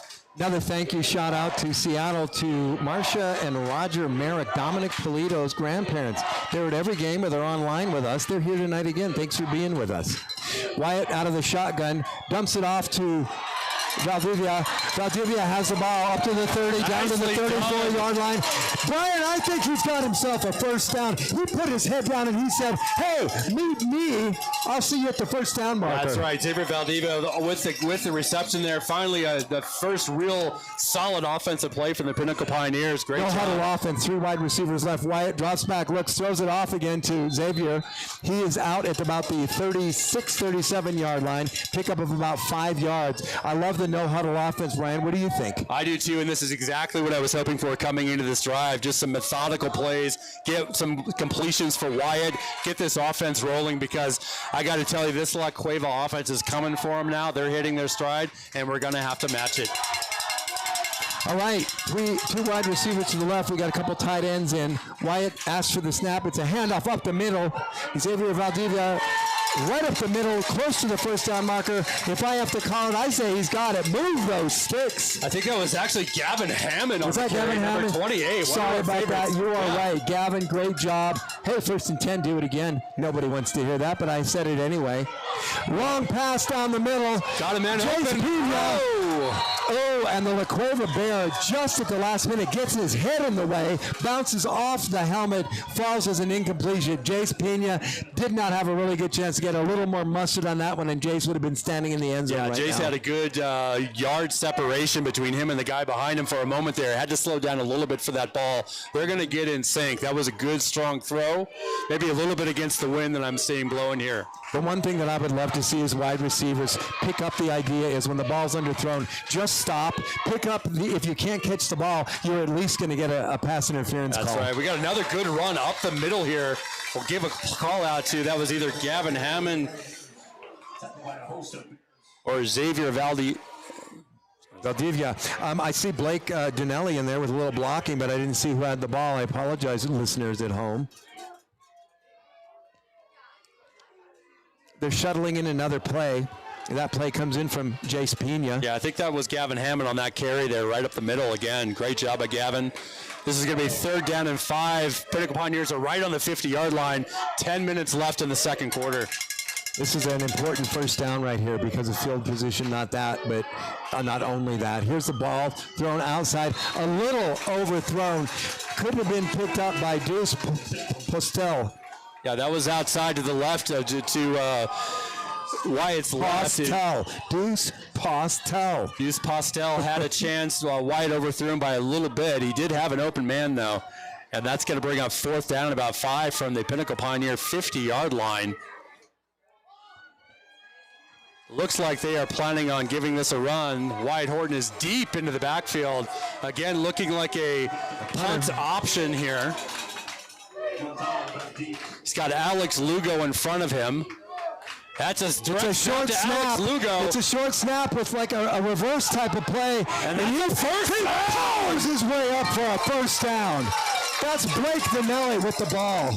Here's your replay on the screen here. It was a move right, juke left, fake the handoff again. Blake Vanelli takes that ball right up the center. He pulls it in for a first down. That was a big play. Well-designed play. Gotta wonder if that's what they were planning on the last time they were lining up the punt. Direct snap to Alex Lugo, pitch to... And I apologize. That was Wyatt Orvison. He's the guy that was smart. He's the guy that put in the extra effort. He's the guy that brought up another set of downs. Great play. That's a first down for the Pinnacle Pioneers. They are now on the 44-yard line of the La Cueva Bears. Again, having a nice methodical drive, about 9 minutes and 15 seconds left. Wyatt fakes the handoff. He is swarmed under the offensive line, collapse a little bit there. That's going to be a loss of close to 10 yards for the Pinnacle Pioneers. Looks like about 7 or 8 yards lost there. As I mentioned in the beginning of the broadcast, this defense last week against their first opponent held them to only 43 yards passing, 49 yards rushing. Wyatt's going to have to, or not Wyatt, the coaches are going to have to start calling some plays that give Wyatt some quick options because they are on him right now. We got a 2nd down and 16, 8:44 left in the second quarter. Wyatt Horton will obviously be working out of the shotgun. 3 wide receivers to the left, 1 wide receiver to the right, 1 running back in the backfield. Wyatt asks for the ball. Here's the snap. He fakes to his wide receiver, throws to the right side. He's got number 17 in the flat there. That's Deuce Postel. Deuce Postel does a nice little nifty run there, picks up what looks like about 11 yards. It's going to bring up a 3rd down and about 6. Deuce Postel coming across the middle there, with great hands, not afraid to take the hit, which he did.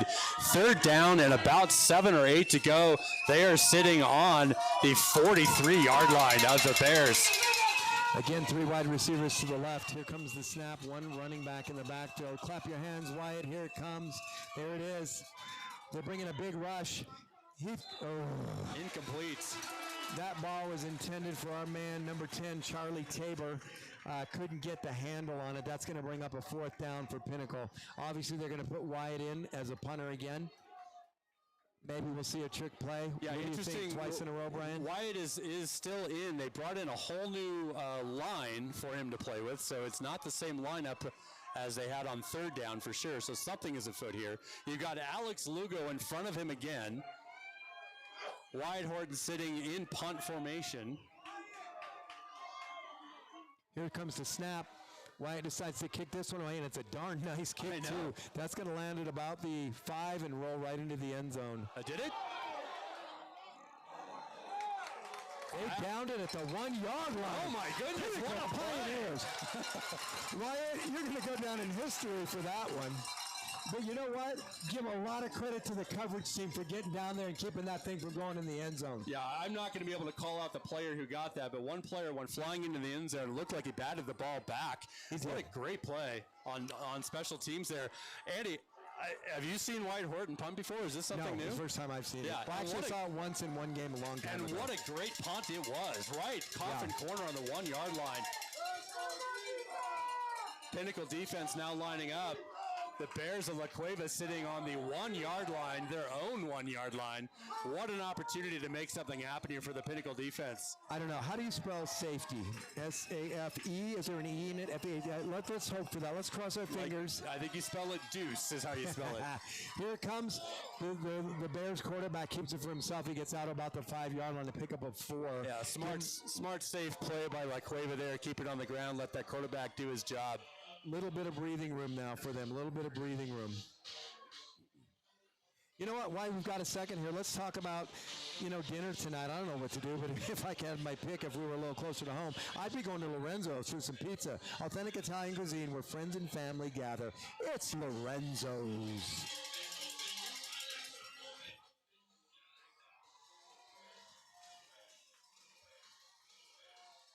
All right, we're down to the 7-minute mark in the second half. Excuse me, the second quarter, just before we break for the second half. La Cueva decides to call a timeout, talk it over a little bit. I think it's criminal the way this game is being played. And listen, if you get into something that's criminal, call Castile law. Criminal defense when you fumble off the field. That's Castile law. Proud sponsor of Pinnacle Pioneer Football for yet another season. Thank you, Castile law. That's right. And if you are hungry, nothing better for an athlete than a little protein. How about Protein House? That's located on Mayo in Scottsdale.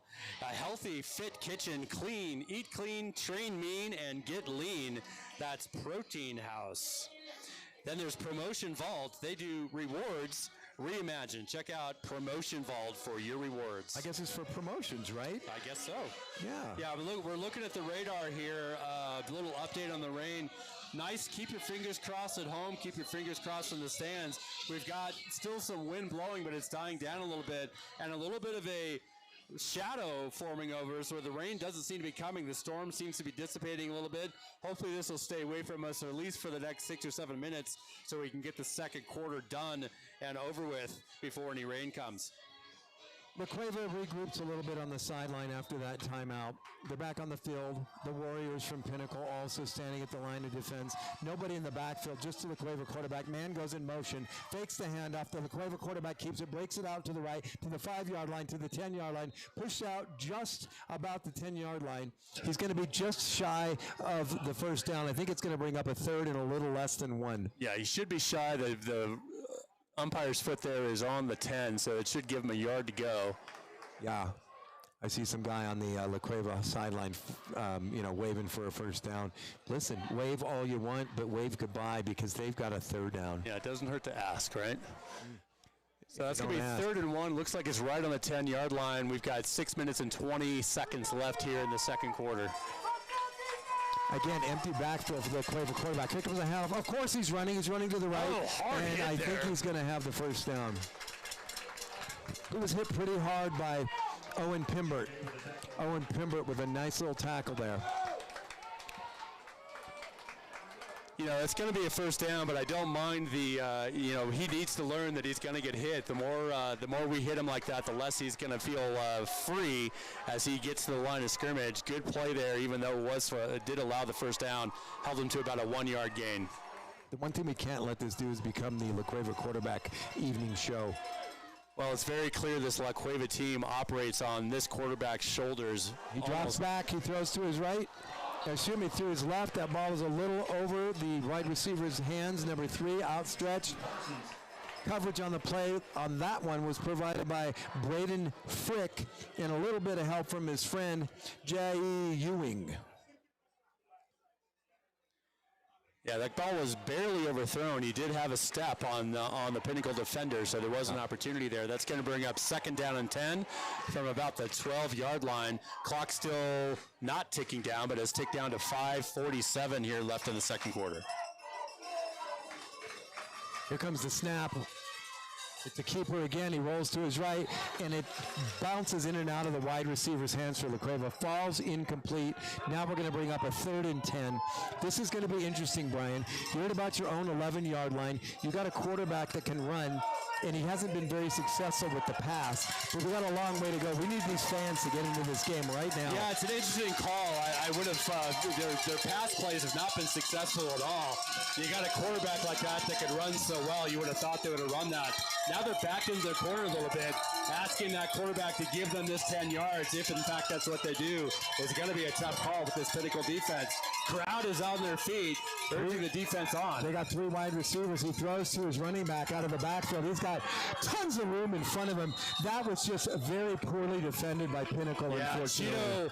Cheeto, number 22, got on the loose there. He rolled out to the quarterback's left. There wasn't a Pinnacle Pioneer within 15 yards of him when he caught the ball. Yeah. That was a pretty easy first down where it should have been a little tougher. Not sure who out of the backfield, maybe one of the linebackers should have caught that guy coming out, but definitely a blown play, blown coverage there. The nose of the ball now on the La Cueva 30-yard line. Pinnacle sets up with 3 down linemen. They got Dean Vincent, and they're standing full force. We got 4 linebackers. We got our 3 defensive back. Here's the snap. Fakes the handoff to Cheeto. Runs the ball up the middle. Gets into the secondary, and very close to another first down at the 40-yard line. I think he's got it. Yeah, that was Braden Frick who ended up wrapping him up there. But again, this quarterback is starting to wear the defensive line down a little bit, finding those openings right up the middle now where before he was not. It does not. Pinnacle is going to need to call a timeout here in a minute, Brian. They need to take a deep breath and regroup. Well, remember, we are at elevation, about 7,000 feet, so it is easy to get winded fast here. They're bringing a blitz. They're bringing everybody. There's There's some out coverage in the flats. There you go. That was Xavier Sanders putting on a vicious hit. Yes. Puts him back for a loss of about 2. Xavier Sanders, Nate is out there going crazy. His grandparents are in Nevada, going ape, jumping up and down on the couch, throwing potato chips everywhere. It's a beautiful thing. That's right. Xavier Sanders with a great hit, a little screenplay for La Cueva there. Xavier read it all the way and tackled that guy behind the line of scrimmage. We're now looking at about 2nd and 11. Looks more like 12 to me. That shows up in the books as a TFL, baby, a tackle for loss. 1 running back in the backfield, 2 wide receivers right, 1 left. Handoff is to the running back. Loses the handle, drops it, loses another 3 yards. Down now at the 35-yard line. Joe Day with the stop there, got his hands on the guy while he was on the ground. Must look like there was a fumbled exchange there between the quarterback and Cheeto. Yeah. And I think I heard Joe, as he saw the ball bounce off the turf, say, "Man, this ain't Joe Day." That's going to bring up now 3rd down and what looks to be about 15 yards. The ball is on the La Cueva Bears 35-yard line. Clock is ticking down. We got just under 4 minutes left here in the second quarter. 2 wide receivers right, 1 to the left. Running back, it's going to be a run by the quarterback probably. They're getting some pressure. He goes right up the middle, throws the ball, and it's a little behind the receiver right at the 50-yard line, and he drops it. Brian and I are giving fist bumps up here. That was nice. But you know what? We're the beneficiaries of a hurried throw, and it was a little behind the receiver. Yeah, again, this quarterback has shown us a lot of things tonight. One of the things he's shown is when he is under pressure, his accuracy definitely goes down. So great job by the defense of getting in there. The receiver was open over the middle, had some space. Throw was behind him and a little short and just couldn't come up with it. That's going to bring up 4th down and 15 from the 35-yard line. Well, everybody at home has to be thinking, well, gosh, if this guy gets under pressure and he makes mistakes, we ought to put pressure. Understand, when you take extra men from the defense and you put pressure on, you're leaving somebody downfield that either has single coverage or is wide open. Here we go. The punt goes way down. He hits it about the 28-yard line at Pinnacle, and he's tackled immediately by the La Cueva Bears defense. That was Alex Lugo on the reception. We got another flag. This needs to be on La Cueva. We need no more penalties. J.I. Ewing was talking with the ref as he was running back. I hope it wasn't something that he said there, but the ref threw the flag as he was running in. Not sure exactly what the call might be there, but it might be another unsportsmanlike on Pinnacle. Not J.I., no way. I couldn't see it. Maybe he was just asking what was going on, or it is definitely against the Pioneers. Oh, my goodness. That was Alex Lugo who did a good job receiving that kick. It was a wobbly kick with the wind blowing. He got tackled right away at about the 30-yard line, but that ball's going to come back. It's now at the 14-yard line. That's a costly error. So another personal foul penalty on the Pinnacle Pioneers. Something definitely, if you're looking for areas of improvement for the second half, got to cut down the mistakes and penalties. Discipline. Wyatt Horton, empty backfield, 3 wide receivers right, 2 to the left, claps his hands. Here's the snap. It's a 3-man rush, no pressure. He rolls to his right. He's out of the pocket, looking downfield. He throws it over, and Jace Pena cannot hold on to it. Or did he? Hits him in the hands, but it falls I saw it hit him in the hands. That's unlike Jace right there. It was a decent throw by Wyatt. He was sliding right to the sideline as he caught it. Couldn't quite come down with it. This is a great opportunity, Andy, for the Pinnacle Pioneer offense. We got 3.5 minutes left. They could put some points on the board and walk into the locker room with the lead. What a great opportunity. A 3-and-out, however, would not be a good thing. So let's get this done. Sadly, if we don't convert here, the Cueva Bears are going to think the same way. 3 wide receivers right, 1 to the left, running back. Here's the handoff. He fakes the handoff. Good. Wyatt Horton has a wide open field. He gets hit once. He falls forward to the 28-yard line. Very close to a first down. I think we got us a first down there. Yep. Yes. That's what we needed, Brian. That's what we needed. 13-yard gain. Get him out of deep into Bears territory. No huddle offense. Yeah, Wyatt right back at it. 2 wide receivers each side, running back in the backfield. We have a false start. Yeah, the whole Pinnacle Pioneer team moved. I think even the bench moved on that one. I saw some fans move. Yeah. Carl Marks up here in the booth moved on that one as well. Yeah. Wasn't your fault though, Carl. He was watching the last play. That was it. All right, so that's a add on 5. It's a first down and 15 now from their own 22-yard line. 3 wide receivers left, 2 to the right. They're bringing a 4-man rush. Wyatt standing tall, big throw over the middle. Dangerous overthrow. Just too high. That ball was intended for Josh Pinder, one of the killer P's, but not a killer on this one. It was way out of his reach. Dangerous overthrow there by Wyatt. Luckily, there was not a La Cueva Bear sitting back there waiting for it. We got under 3 minutes left, 2:48 left. We're sitting in Bear territory on about the 22-yard line. We've got about a 3rd and 15 going here. And the Pioneers are clinging to a 2-point and 15, lead. and so does the scoreboard. So there's the snap. Fakes the handoff. La Cueva was not fooled by the fake, and they pulled Wyatt down for a loss of about 7 yards on that one. La Cueva's licking their chops right now, hoping they're going to get another stab at this ball. And the way things are going, Brian, I think they might be right. Yeah, 2:26 and counting on the clock. That brings up 3rd down, and now we're looking at about 20 yards. Yeah. The La Cueva Bears, they're going to go into a prevent defense. They're probably going to rush 3, not 4, and they're going to have a lot of coverage downfield to prevent us from getting the first down. Here's the snap out of the shotgun. There it is. They're bringing 4 people. Lots of time. Stay in the pocket, Wyatt. You got plenty of time. Here's the throw down the middle. Go the other way. I think that's Jace Pena. Yep, Jace Pena catches the ball at the 35-yard line. That's going to be well short of the first down by about 3 yards. Yeah, but great job by Jace of doing what you want to see a receiver do. Come back to the quarterback, get the ball, get in his face, let him help you out. Great throw by Wyatt there. We may not have gotten the first down. We're about 4 yards short, but that was a very positive play for the Pinnacle Pioneer offense. We are setting up, of course, in the hybrid punt position again. You got Alex Lugo in front. That looks like Wyatt Horton again and his amazing new foot. Wyatt rolls out this time, and he does the rolling punt. It's fielded at the 32-yard line of La Cueva. Lots of people pursuing him. He cuts back to the left. He's still on his feet. All over He's running to 35-40, 45-50, 55-40, 35-30, 30. Push out of bounds at the 25-yard line. All we can do is hope that those yellow flags mean an error on the La Cueva receiving I can't see team. this one not coming back, Andy. There was a cutback and a change of direction a couple times by the receiver of that punt. That usually throws the other people on the special teams into a frenzy, and that's when you get those holds. So we'll see what happens. But well, the Pioneers are back to that other end of the field, so it looks like. And hey, I just got another text from our friend Pat Sweets. We call him P. Swizzle. Something about a cork. I'm not going to talk any further about that, but we'll get you loud and clear, Pat Sweets. All right, the La Cueva Bears are going to come out. They're going to come out firing, Brian. They're going to throw the ball deep, or they're going to have the quarterback run. There's no other option here. They got just over a minute left, and they're trailing by 2 points as we go into the half. I hope this defense got some rest, because this is going to be nonstop action for the next minute and 5 seconds of play time here. I have a feeling that you're going to see a lot of running from this quarterback, and it's going to be quick and furious. They are marking off the penalty now, so it's going to push La Cueva at 1st and 10 from their own 22-yard line. So a full field for them to get down in 1 minute. Pinnacle Pioneers, as you know, are ahead 12-10 in this game. 1 minute and 5 seconds left in the second quarter. Two wide receivers on each side. Here's the snap. Drops back, looks deep, scrambling, throws over the middle. That is not and that ball falls incomplete at the center of the field at the 35-yard line.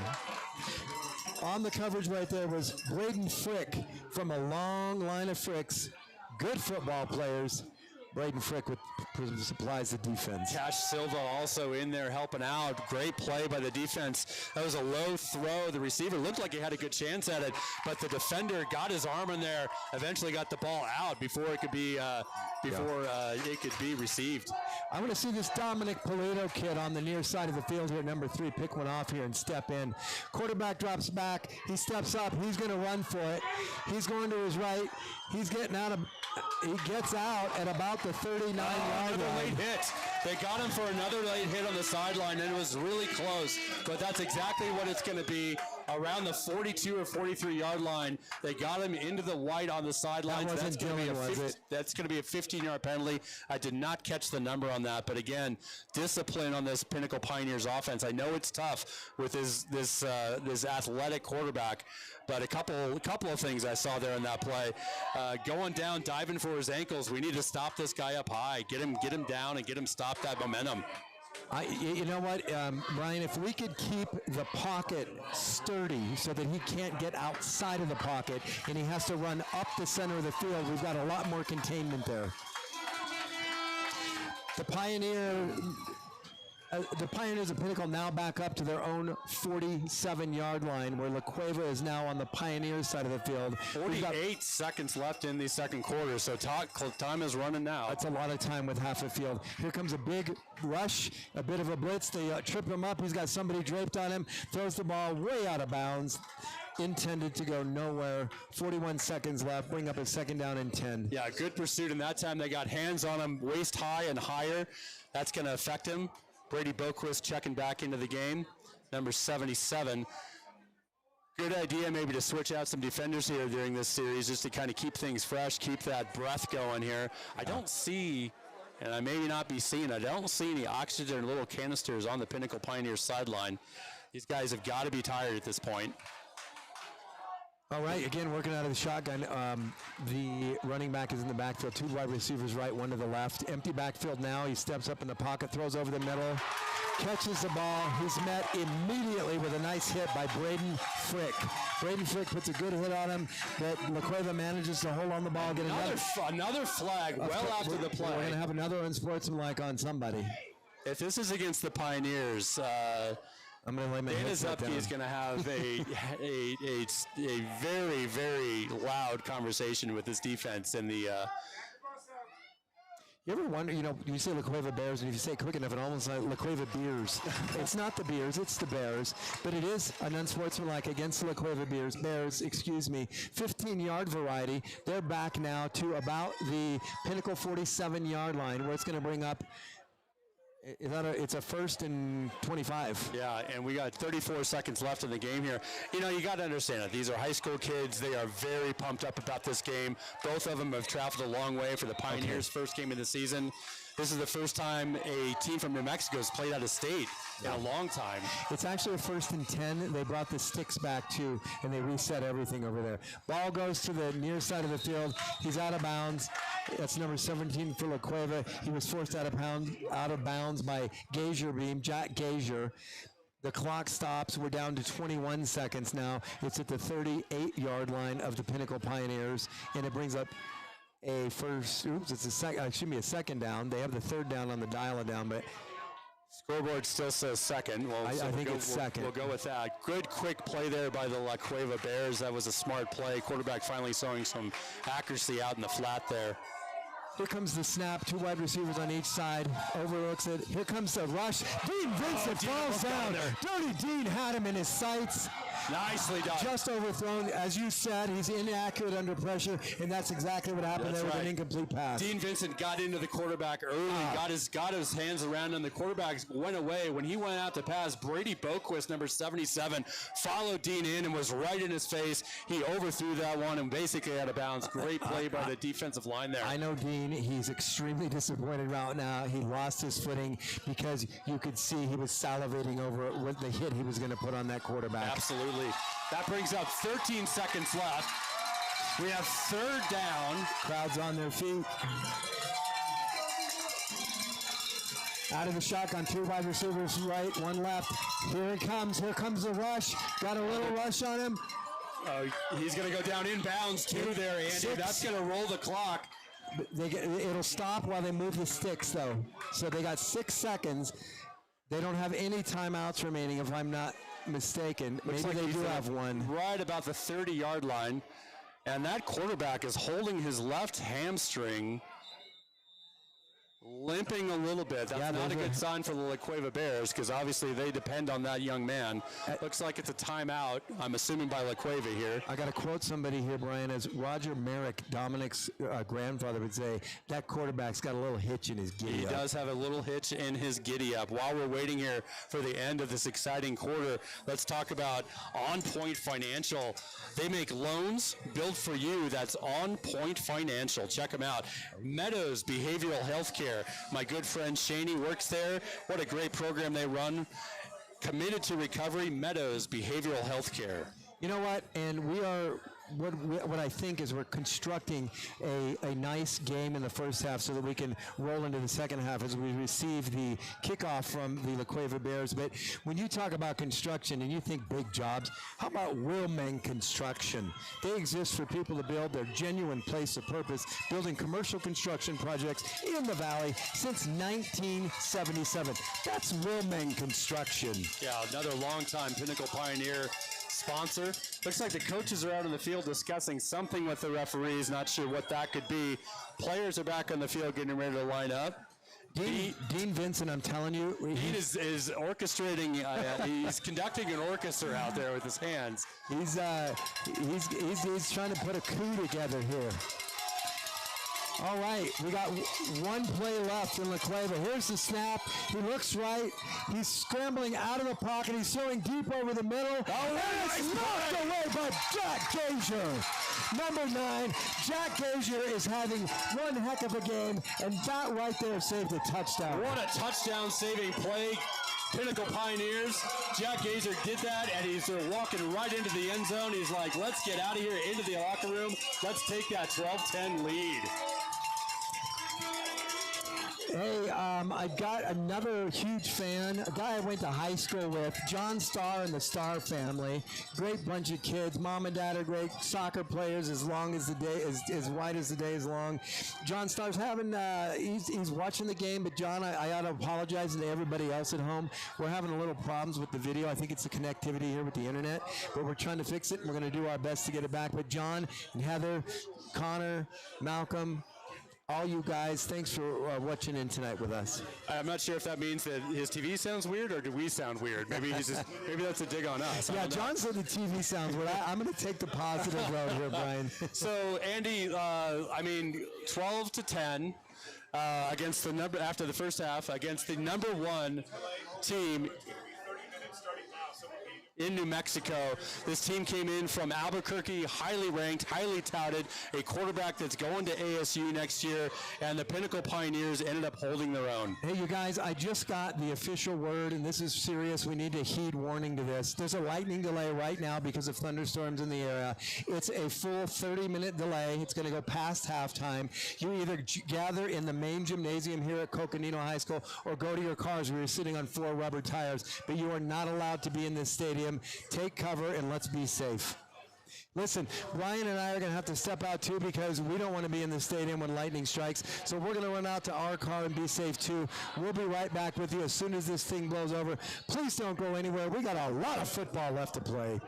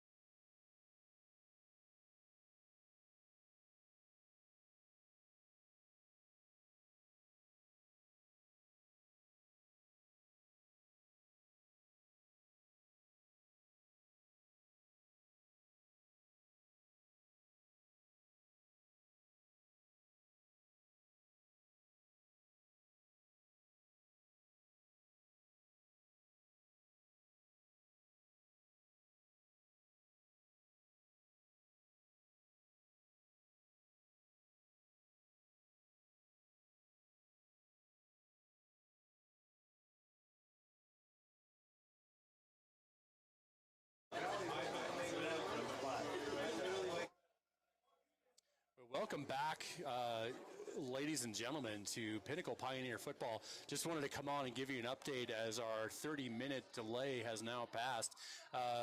Give you an idea of what's going on here. Not a whole lot. We haven't seen any rain.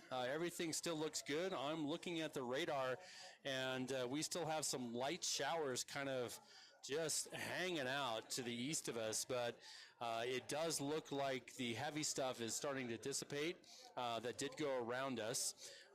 So we'll see. Right now we haven't gotten any official word. There is another 30-minute timer that I'm seeing on the scoreboard. But that it reset by itself. Okay, so we're still waiting for official word as to when the game will start. Players and coaches are still in the locker rooms. The crowd is kind of coming back in as we speak. So we'll take a little bit of a break and we'll come back as soon as we have any kind of a word. But right now we're sitting here in beautiful Flagstaff, Arizona. It's cool. It's breezy. There are showers around us, but nothing here with us right now. And your Pinnacle Pioneers are ahead 12-10 looking into the second half. So we'll be back as soon as we get an update.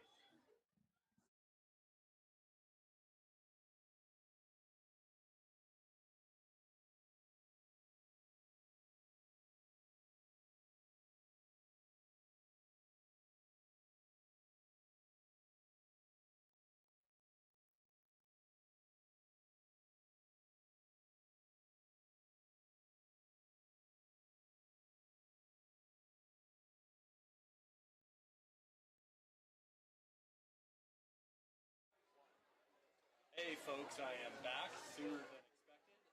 So we did just reset another 30-minute clock for a 30-minute delay. So we'll see what happens. But right now we have 29 minutes and 30 seconds left in what is another 30-minute delay.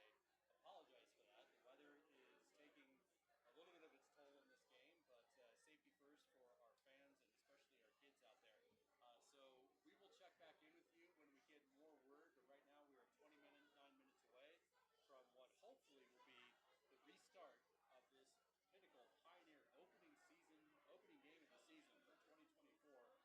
Right now your Pinnacle Pioneers are ahead of the La Cueva Bears 12-10. La Cueva, of course, the #1 team in the state of New Mexico. So far, a great game. Please hang on and join us for the second half, and we'll get you as soon as we can. Thank you.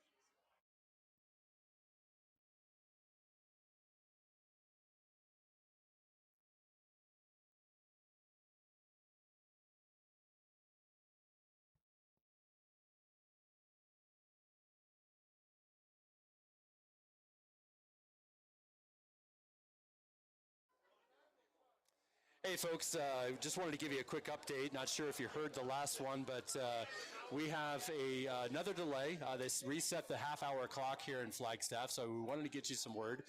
We are still planning on playing the second half here in this exciting football game.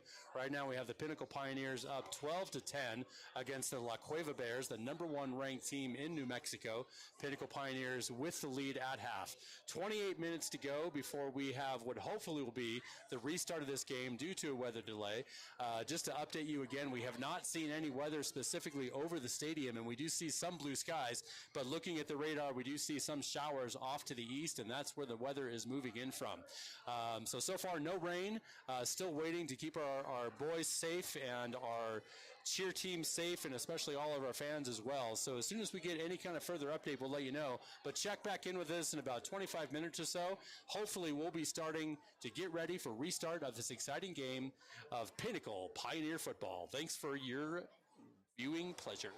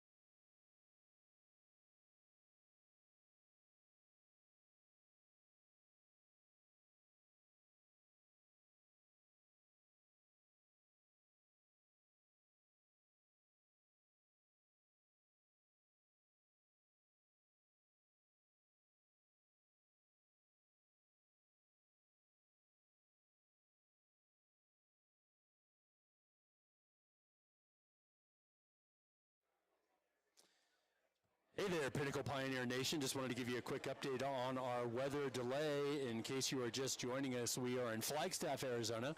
Not usually looking at showers here in our football season, but because we're in Flagstaff, we are getting the mountain showers this afternoon. When I last left you, we had just started another 30-minute delay, and I do have an update for you. We just were updated that the plan is to have the players back on the field right around 7:30, so that's about 20 minutes from now. We did start getting some rain, and it's been consistent for about the last 15 minutes. So now the field, which is artificial turf, is nice and wet. So it's going to add an interesting dynamic to the game, especially if this rain continues. Radar is still showing showers off to our east, but they all seem to be light to moderate. Hopefully, if the lightning stays away, we can go ahead with our plan and get this game started up in about 20 minutes. If we get any other further update from our officials, we will let you know. But again, the plan at this point is to restart this game at 7:30, players on the field and ready to go. And again, if we get any other update, we'll let you know, and we'll come on a few minutes before to give you a recap of this exciting first half. Right now, you've got your Pinnacle Pioneers up by 12-10 over the La Cueva Bears, who are the #1 team in New Mexico. Signing off for now from Flagstaff, Arizona. We'll be back real soon. Thanks for your patience.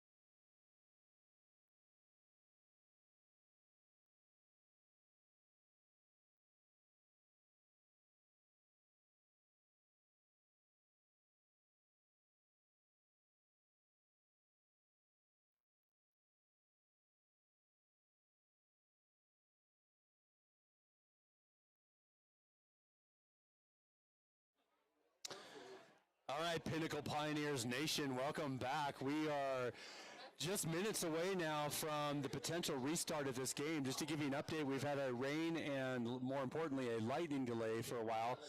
We've had about an hour of delay after the end of the second quarter and first half.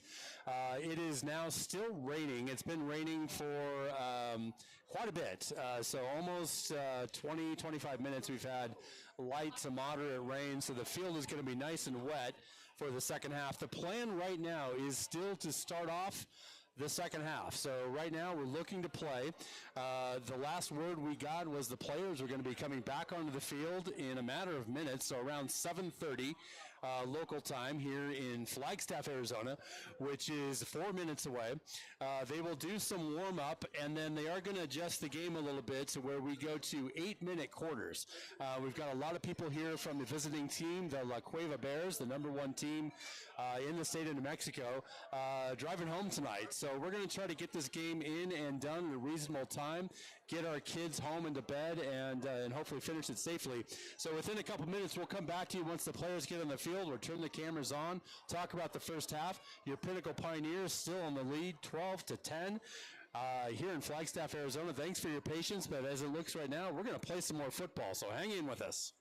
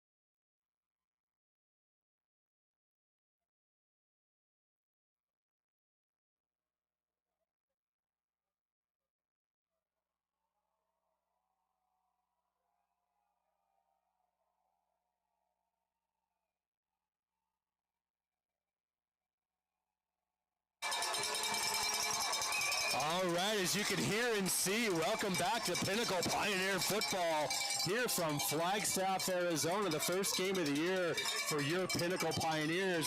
We are coming out of a pretty lengthy rain delay, as Millie Finley says, blame it on the rain, but more likely blame it on the lightning that was in the area. We've had about an hour delay over our regular scheduled halftime.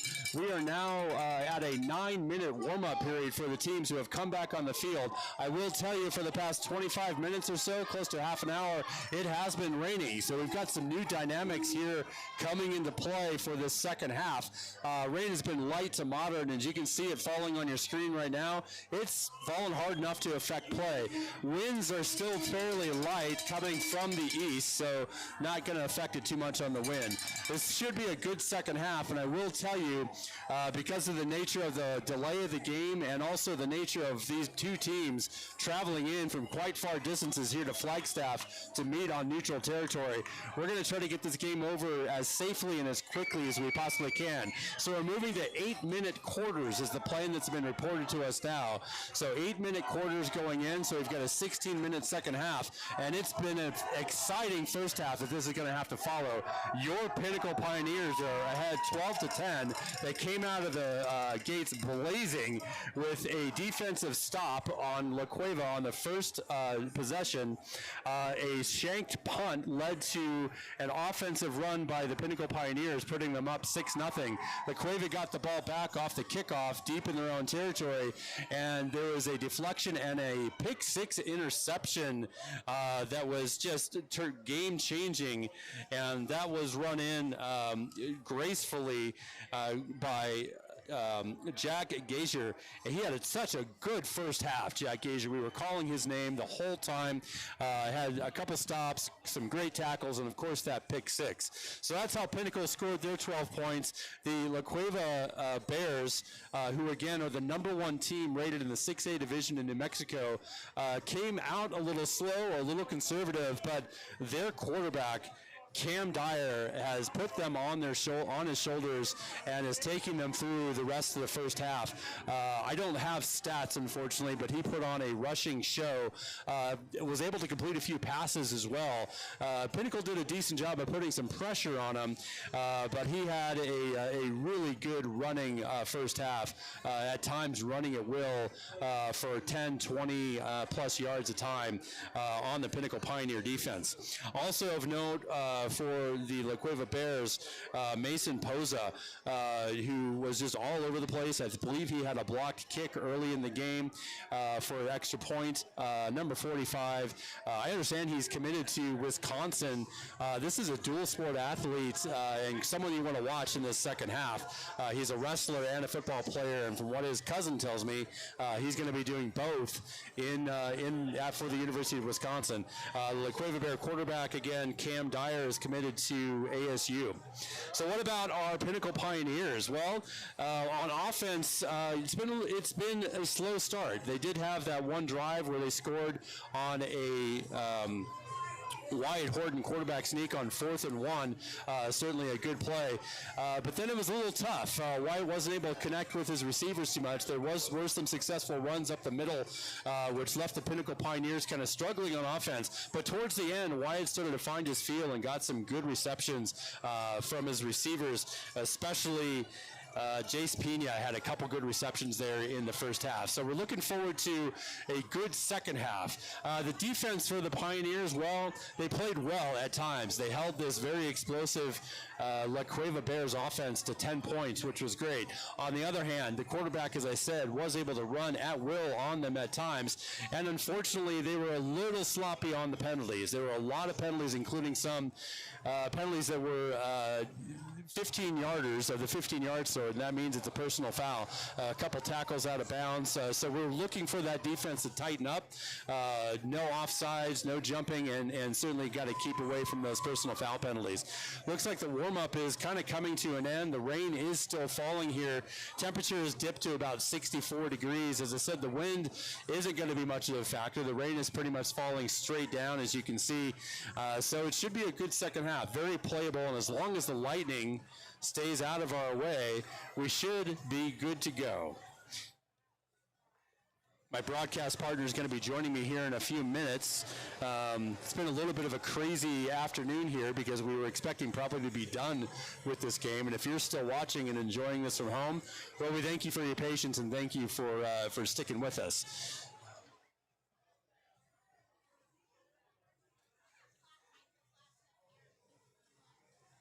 Crowd is still very much in place here. Not many people went home. Pinnacle Pioneers brought a great crowd tonight, including a bus full of the student section. The Pinnacle Crazies out here tonight in full force, going wild. Let's give a shout out to them, especially Sammy Curtis out there just rocking it tonight. Let's give a hand to the Pinnacle Pioneers. A long way to go, about an hour. Not only is it about an hour and a half, actually more like a 2-hour trip up here to Flagstaff. There was a semi-accident on Highway 17 coming up here today. It took some people about 4+ hours to make that 2-hour trip, but still, they are here. If we could show you the crowd, it is immense here, as many as we usually get for a Pinnacle home game. So very exciting on that.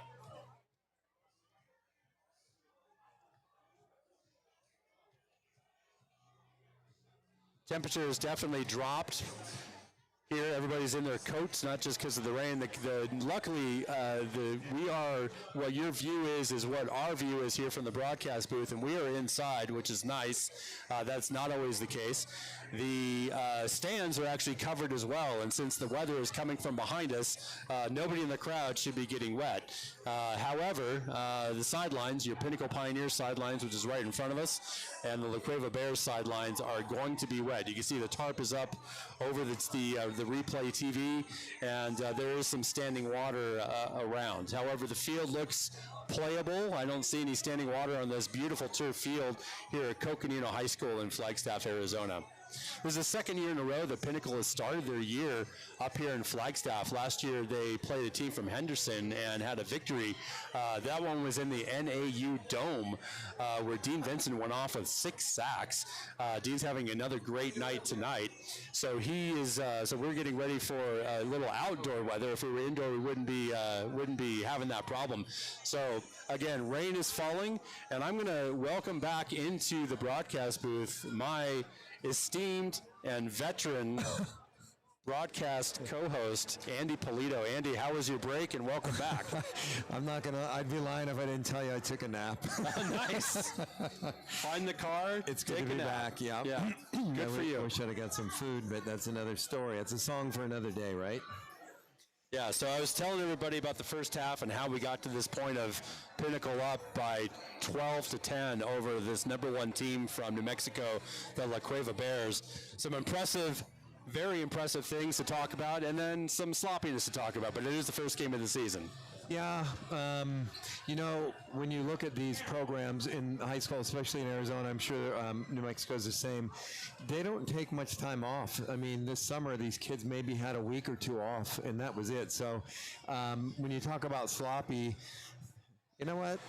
Okay, let's make excuses, but let's not, because they've been going at it. So maybe just jitters. I don't know what to call it, but let's hope the second half is just a fun, clean game of football in the second half, and we don't have 10 penalties in 1 quarter on the defense. That's right, absolutely. I'd love to chalk it up to defense being hungry and aggressive, and just wanting to make plays.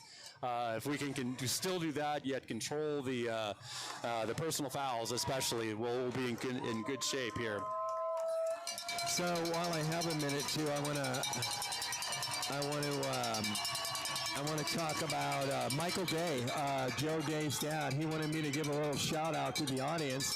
The Mikester says "Go Pioneers." So guess what, Mike Day? They just heard it, and.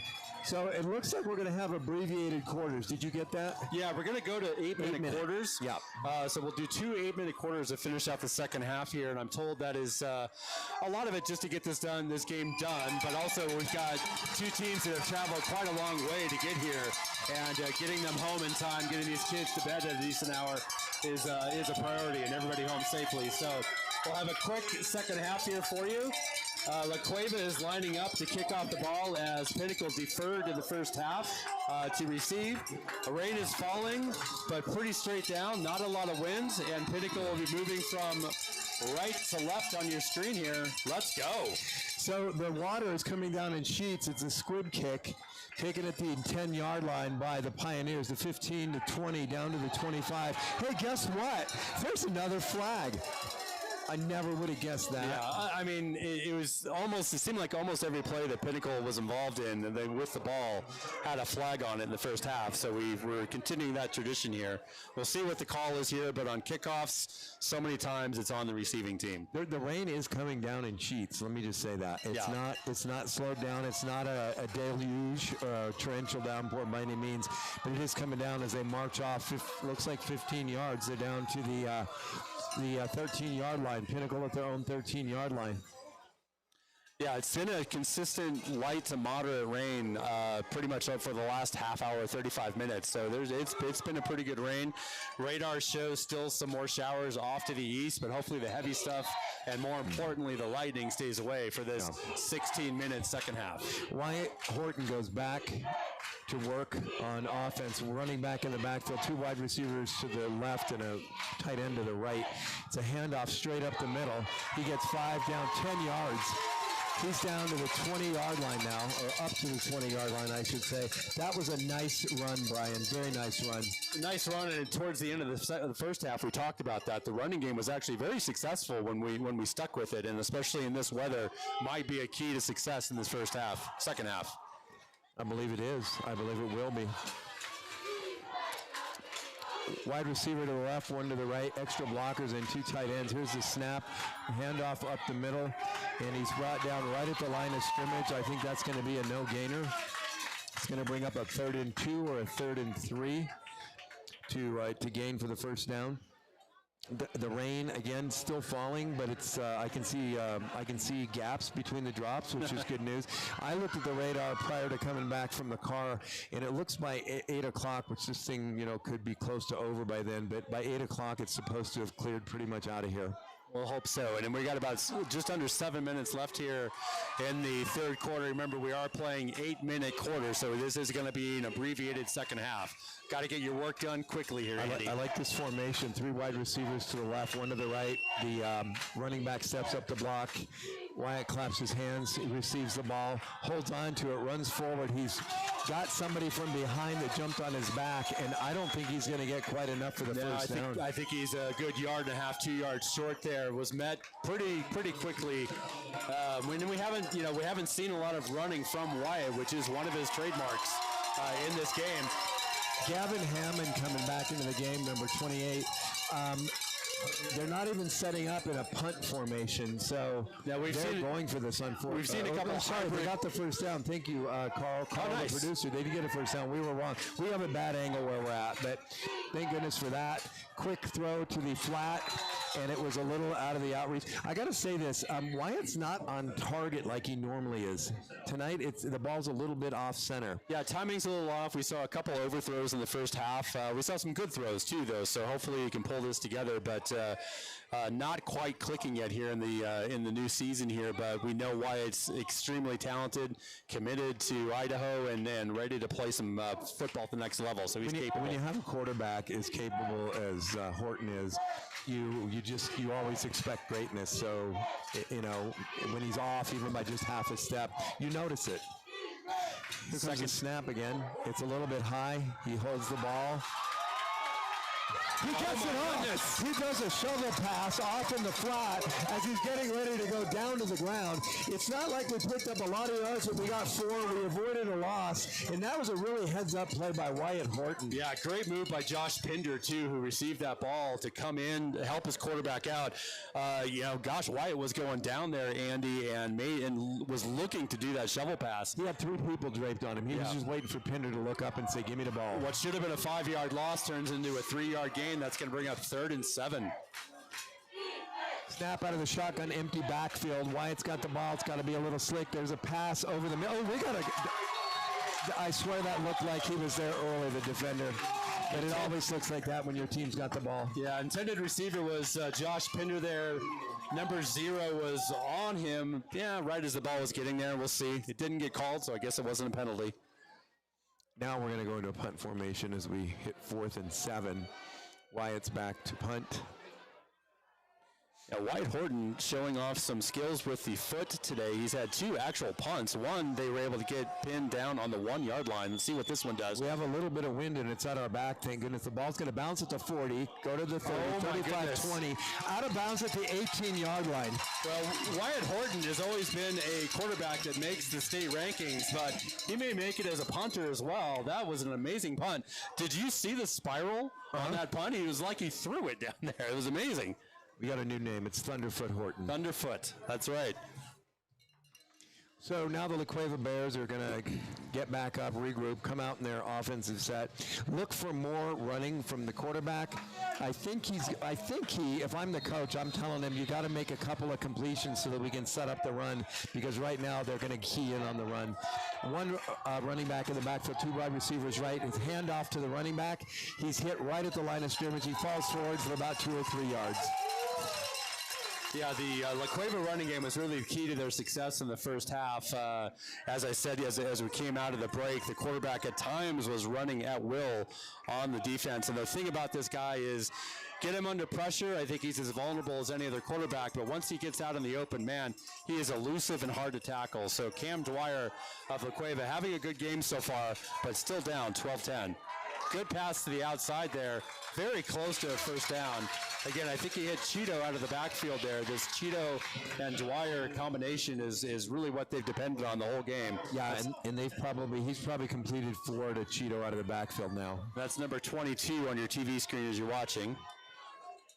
Hey, Michael Sanchez just chimed in from Dallas, Texas. He's saying go Pioneers. That's right. He and his little boy Kaleo are in the house watching this thing happen. The quarterback for the La Cueva Bears lurches forward for enough to stretch out his body and pick up that first down. They're going to move the sticks down. We're going to start with a fresh new set of downs, Brian. Pioneers did a pretty good job of containing him there, but he was able to stretch out over the line with the ball. We are approaching 4 minutes left here in this third quarter. And again, to remind you, we are playing 8-minute quarters, so this is going to go pretty fast. Yep. Yeah, I want to call out Commercial Furniture Company, furniture for commercial interiors and related services. Proud sponsor of the Pinnacle Pioneers. That's Commercial Furniture Company. Hey, guess who's in the backfield? Dirty Dean Vincent with a big sack on the La Cueva Bears quarterback. He goes down, and he goes down hard. Yeah, great play there by Dean. That was a Dirty Dean, what he does best. Yeah, disrupting quarterbacks' lives. While we're waiting, that a pass? But wait a minute. I looked up because I'm reading the sponsor, and they got a completed pass, but Dean got in there pretty good. But they did complete the pass. I missed it. I was totally looking the other way. I want Dean to do so good. I'm going to give him plays even when he doesn't get them. Great save there by the defensive line. Pinnacle defense. Quarterback there. They put up a stand at the line of scrimmage, and the quarterback tries to come out of the backfield and gets stacked up at the left side of the line. Number 16, Vincent, in on that play again as well. Great stop there. That's going to bring up third down. Looks like about 6 to gain with 2:50 left here in the third quarter. Ball is on the La Cueva Bears 35-yard line. Here's the snap, looking to throw. He goes over the middle, and it goes right in and out of the arms of big number 45, Dylan Ockery. Dylan had that ball, and he had the whole right side of the field open. I think he was just surprised to see it. That was one of those ones where the quarterback looked like he was trying to throw it to him. It went right to him and went right through his hands. So, but again, he was in the right place, was able to make the play. That's a pass disruption, and that's what we needed. And it looks like they're going for it on fourth down. Oh, or are they going to punt? I think their quarterback's going to punt. I think they're moving to punt. I think that's number 7. 7? Or what? Yeah, it's hard to tell. I can't tell if it's a 1 or 2. I think it's a 7. I think you're right. Lined up in punt formation. We've got our man back at the 35-yard line. Here's the snap. There's the kick. It's a good kick. We pick it up at number 4 at the 35, 40, 45, 50, 55, 45, 35, 30, 25, 20, 15, 10, 5, touchdown! Pinnacle Pioneers! Oh, no. God, the replay. Alex Lugo screen. He told- got all the way down. I'm told along there's the a flag on sideline the of the field. Cueva side. I Got don't it back mind where towards it's the at, middle. though. There's a flag down at the 7-yard line of the La Cueva Bears. There was a block right there that was right off the back shoulder of the defender that was chasing him. It is possible they're going to call that back.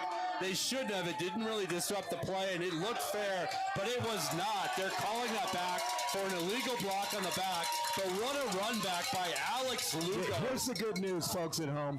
This is a spot foul for where the penalty occurs. They walk back 15 yards from there, so it's not a re-kick or anything. Lugo still gets credit for one heck of a return, and the Pinnacle Pioneers set up shop at the La Cueva 15 or 16-yard line. Folks, I am telling you, it is raining here. That ball is 17-yard slippery. line. Alex Lugo got that ball, held on to it, got it all the way down, scored that touchdown, but unfortunately it came back.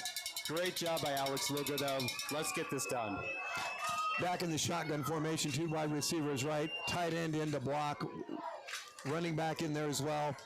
Wyatt Horton claps his hands, takes the ball, rolls right, dumps it off short, pick up at the 12-yard line, falls forward to the 10, down to about the 8-yard line, very close to a first down. Pinnacle Pioneers may have a first and goal That here. was the second and third effort. I'm trying to pick up the number on that receiver, but he got hit once, moved forward, got hit again, and moved forward even more. What a Ryan, you're great effort. lucky. You're looking out a window. You're looking out an opening. I'm looking through a window with a reflection in it. I can't see a lot here. Here comes a snap. Handoff to the running back. Running back powers forward to about the La Cueva 2-yard line. Definitely going to bring up a first and goal looked for like the Pinnacle Pioneers. Looked like number 28, Gavin Hammond, with a carry. This is exactly how Pinnacle needed to come out and play this second half. 1 minute and 40 seconds left, again, in this 8-minute quarter, in the third quarter. Pinnacle is sitting on their 2-yard line. Clock is First and ticking. goal. Wide receivers on each side, one apiece, running back to block. Here's the snap.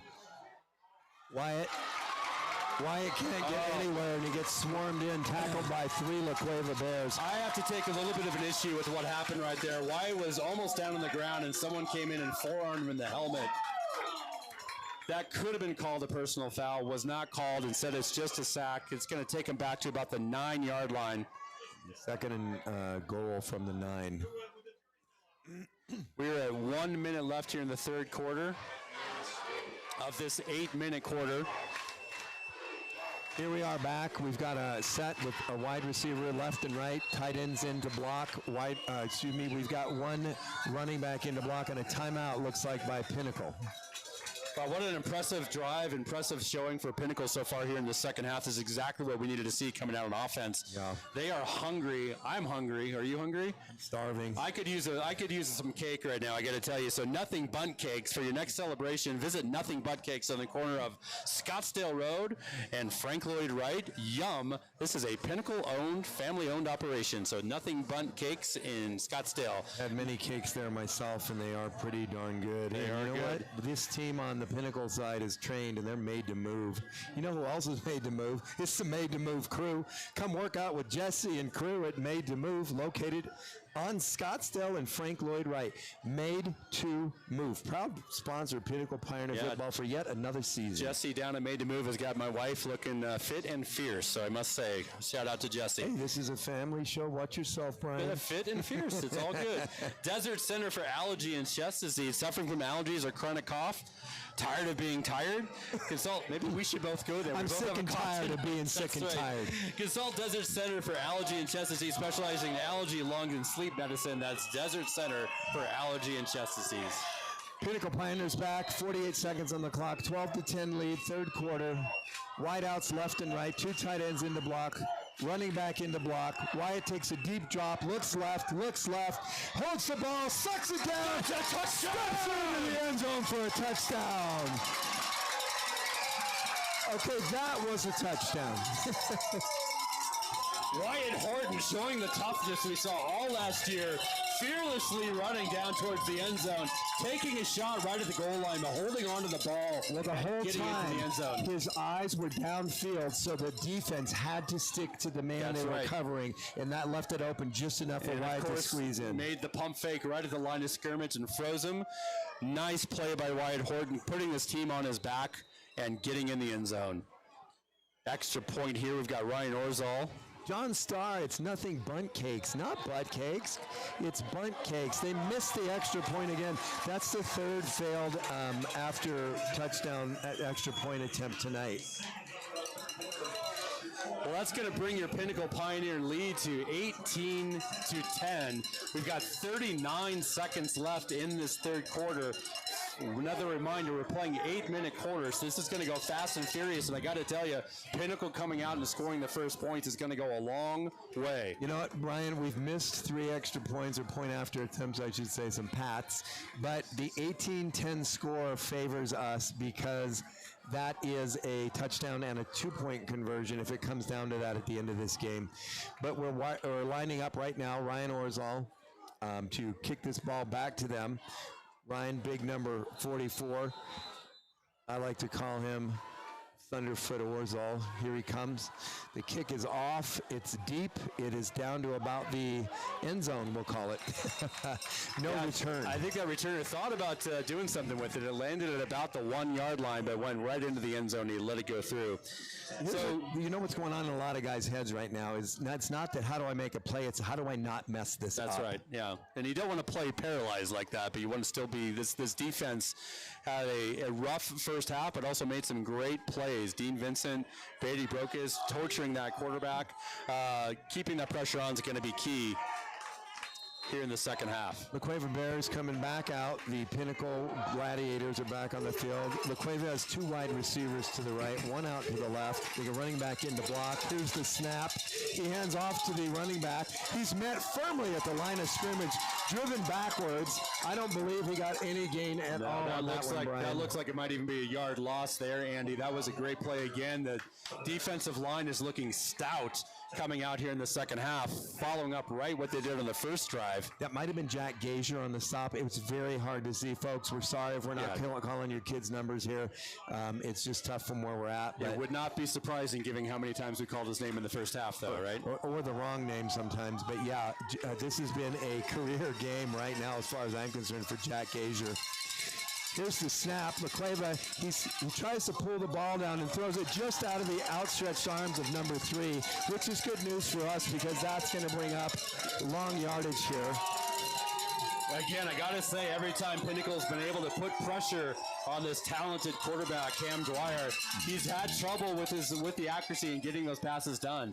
Key for Pinnacle to keep Dean Vincent in there and get him on that quarterback. Keep Brady Boquist in there. Get him on that quarterback. Keep that pressure on. Make him run while he's passing. So far, it's been successful. Yeah. That's going to bring up a third down and about 9 yards. Now, I got to talk because we're so hungry about this new sponsor we've got this year. I saw that. Foley Ranch. Great barbecue, live music and dancing. Bringing a little country to the city. That's what they do at Foley Ranch. You know what they bring to Pinnacle? They bring great sponsorship, and we appreciate it. Thank you, Foley Ranch. All right. I am not sure what just happened, but I'm almost afraid to say it. We might have it's a first down now. Another penalty. We might have had a penalty on Pinnacle there as we were reading that sponsor. So Christmas comes early for the La Cueva Bears. But you know what doesn't come early is a completed pass. That's yet another incomplete pass for the outstanding quarterback from Albuquerque. That's going to bring up a 2nd and 10. Yeah, I apologize. We didn't catch the penalty up here, but clearly there was a penalty that took it from third down to a 1st and 10. That's going to bring the end of the third quarter. We've got an 8-minute fourth quarter coming our way right now. Pinnacle Pioneers ahead 18-10 against the number 1 team from New Mexico, the La Cueva Bears. Pinnacle Pioneer, they are diamonds, not even in the rough. They are playing like diamonds. That brings us to Diamond West Construction. From blueprint to build out, precision, expertise, and partnership at every step. Trust Diamond West Construction. You know what? These kids stay in top form, and so does SpineFit. SpineFit, proud sponsor of Pinnacle Pioneer Football, is proud to maintain athletes' top physical condition, relieve pain, and restore wellness. We're SpineFit Chiropractic, proud sponsor of Pinnacle Pioneer Football. Well, our defense may have been students recently at Huntington Learning Centers because they certainly seem to have learned the tactics of this quarterback so far in the second half. Huntington Learning Centers offer online tutoring, ACT and SAT test prep, as well as K-12 tutoring in our convenient Pinnacle Peak location, Huntington Learning Centers. La Cueva out of the shotgun, 2 wide receivers right, 1 left. Handoff is to the only setback, which is their running back. He bulls his way forward for about 4 yards. That's going to bring up a 3rd and 6. Yeah, number 22, I have him again. Love this name as Cheeto Lumbera the third, and impressive. They have him listed as 5'6", 158 on their stat sheet. He's not a big guy, but he plays big. He's having a good game tonight. The Pinnacle crowd getting into it a little bit here. 2 wide receivers to the right, 1 to the left for La Cueva. Cheeto's in the backfield. Quarterback looks to the sideline, maybe wants to change it up a little bit. Barks out an audible to the offensive line. Here comes the snap. The handoff is not to Cheeto. It's a keeper, and big number 8. Owen Pimbert is all over him in the backfield, almost like he was part of the huddle for the La Cueva Bears on that one. Yeah, that was, sorry, I got hit by a door and a chair there. That was an incredible play. Got him in the backfield. That quarterback is dangerous, and so far in the second half here has not been able to penetrate the Pinnacle Pioneer. Complete containment. Yeah, they're going to have to punt here. It's 4th and 10. Alex Lugo, who just ran one back for a touchdown but was called back, is back to receive. The rain, folks. It's a high snap. We get in. He dances around. He just gets it off the right side of his foot. Oh, and he lets it bounce, and it rolls to the 15, 25, 20, down to the 15-yard line where it comes to a stop. So the Pinnacle Pioneers, although not great field position, with 6 minutes and 18 seconds left and an 8-point lead, I'd rather be on this side of the ball than the other side. Exactly. That high snap actually worked in La Cueva's favor there. It gave the rushers, their special teams, time to get down. By the time that ball got to Alex Lugo, there was a crowd around him. He didn't feel comfortable catching it and let it go by. Unfortunately, it took a big La Cueva bounce, and they're starting off on the 15-yard line. Hey, some good news. The rain has not stopped, but it certainly is light now. Yeah, very light. It's becoming good football conditions for both of these high schools. Yeah, wind is still very light.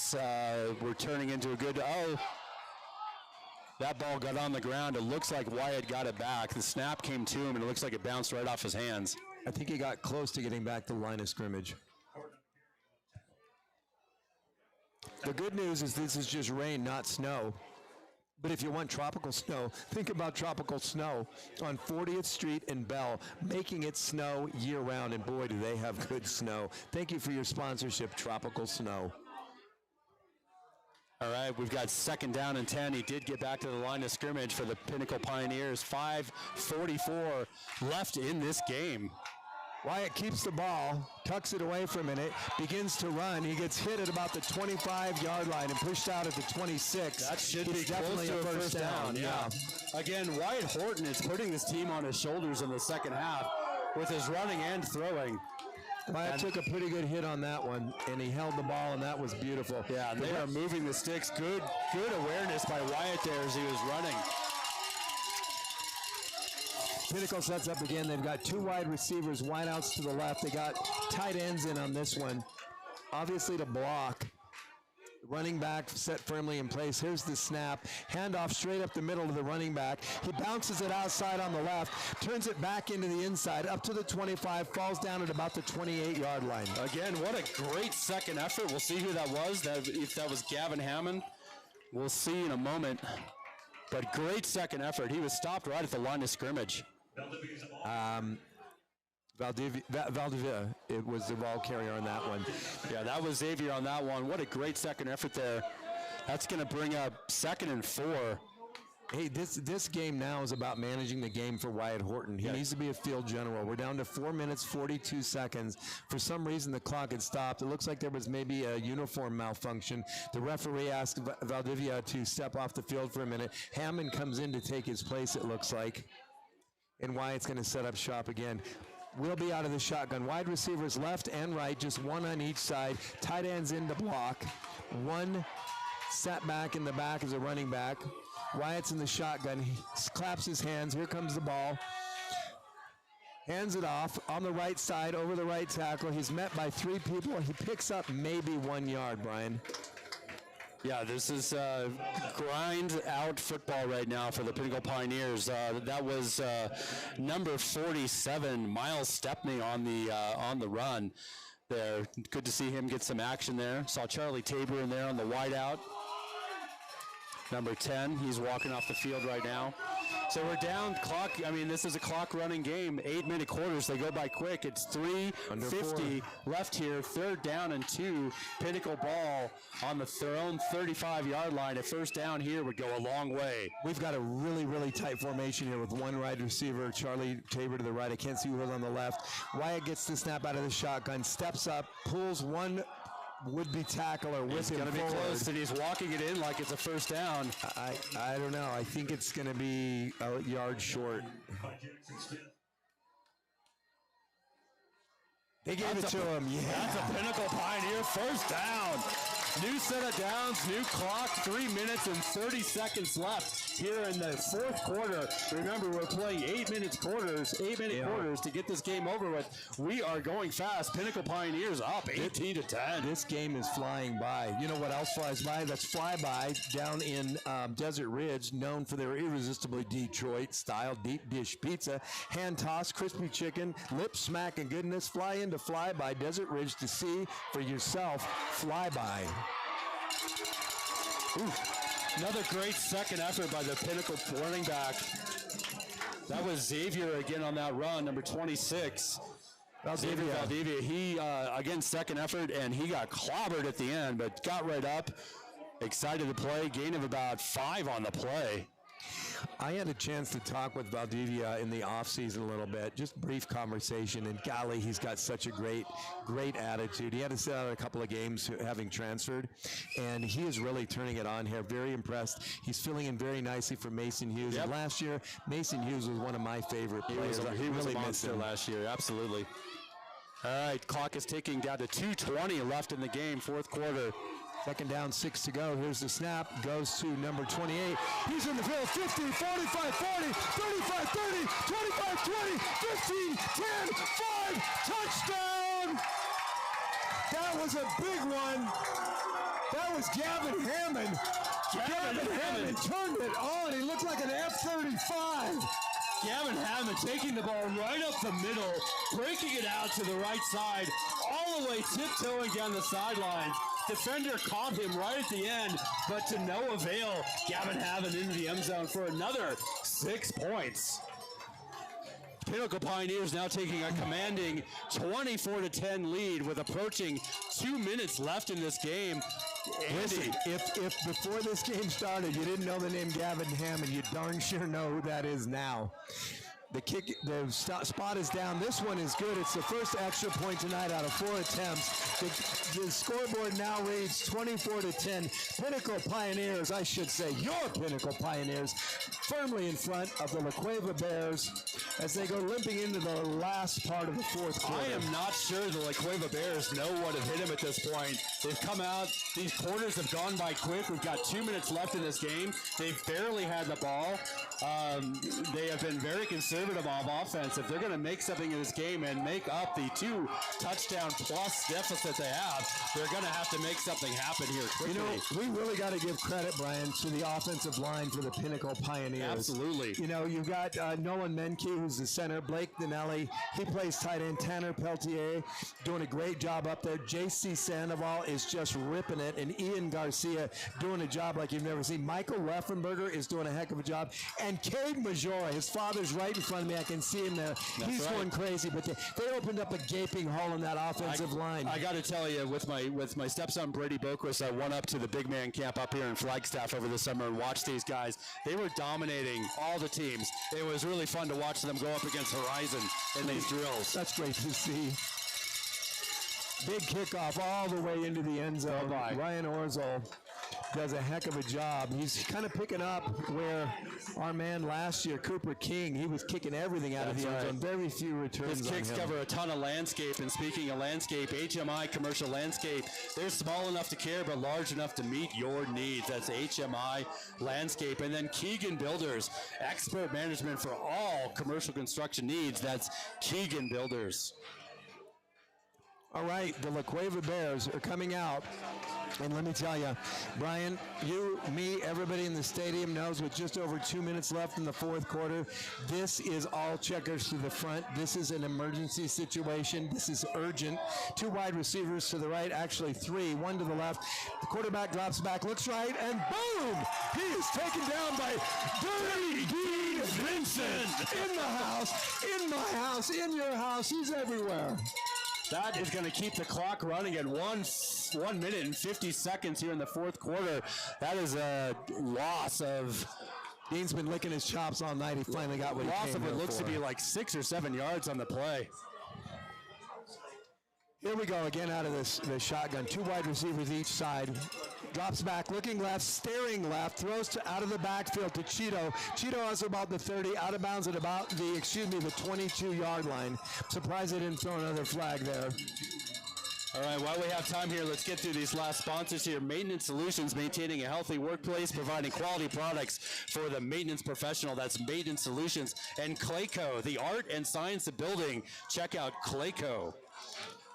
Nautical Bowls at Desert Ridge. Our superfood bowls are a complete meal that satisfies hunger while making you feel great. That's proud Pinnacle Pioneer sponsor, Nautical Bowls at Desert Ridge.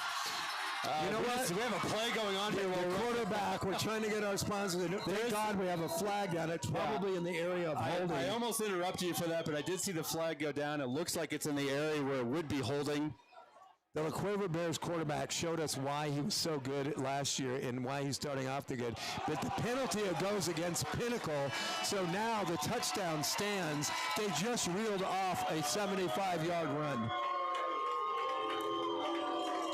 You can hear the discontent in the fans for Pinnacle right now. Yeah, interesting play there. The quarterback, again, we mentioned it, we've talked about it a lot. When he gets into open field, very hard to stop, very elusive, very fast. You can see where this guy's going to ASU on a ride next year. It's now 25-16. We've got under a minute, 54 ticks left on the clock in this fourth quarter, lining up for the point after attempt. They're going to try the kick on this one. You can expect a onside kick. They've been squibbing it already. Well, we got a chance, you guys. If you haven't had the custard at Culver's, let me say this. Welcome to Delicious. Culver's Frozen Custard, the corner of Cave Creek Road and Rose Garden. Seriously, welcome to Delicious. Thank you, Culver's, for your sponsorship again this year of Pinnacle Pioneer Football. And last but certainly never least, it's Papa John's. Enjoy the ease of ordering delicious pizza, delivery or carry out from a Papa John's near your home. Check out Papa John's online, papajohns.com. So the point after attempt is good for La Cueva. Makes it an 8-point ball game. Just as you'd said, Brian, I think what we're going to expect here with 54 ticks left on the clock, we're going to expect an onside kick. We need the sure hands team out there for the Pinnacle Pioneers. We need to get this ball. We need to take these clicks off the clock and then go to nothing but cakes and celebrate. That's right. It is not raining anymore, so that is not going to be a factor in the game. However, everything is still pretty wet. So once that ball gets rolling out there, that turf is still wet. It's going to be slippery. This is a pivotal moment right here for the whole game. Of course, they would still have to put it in the end zone and convert a 2-point conversion just to tie. But with 54 seconds left, Pinnacle has a chance to pretty much seal the game right here. If he kicks this ball away, even if he doesn't kick it away, we're going to knock off about between 7 and 8 seconds just for the kick. And each team the Pioneers have 2 timeouts left. I believe La Cueva has all 3 of theirs for the second half. Here he comes up to the ball from the 45. There's the kick. It is an onside kick. No!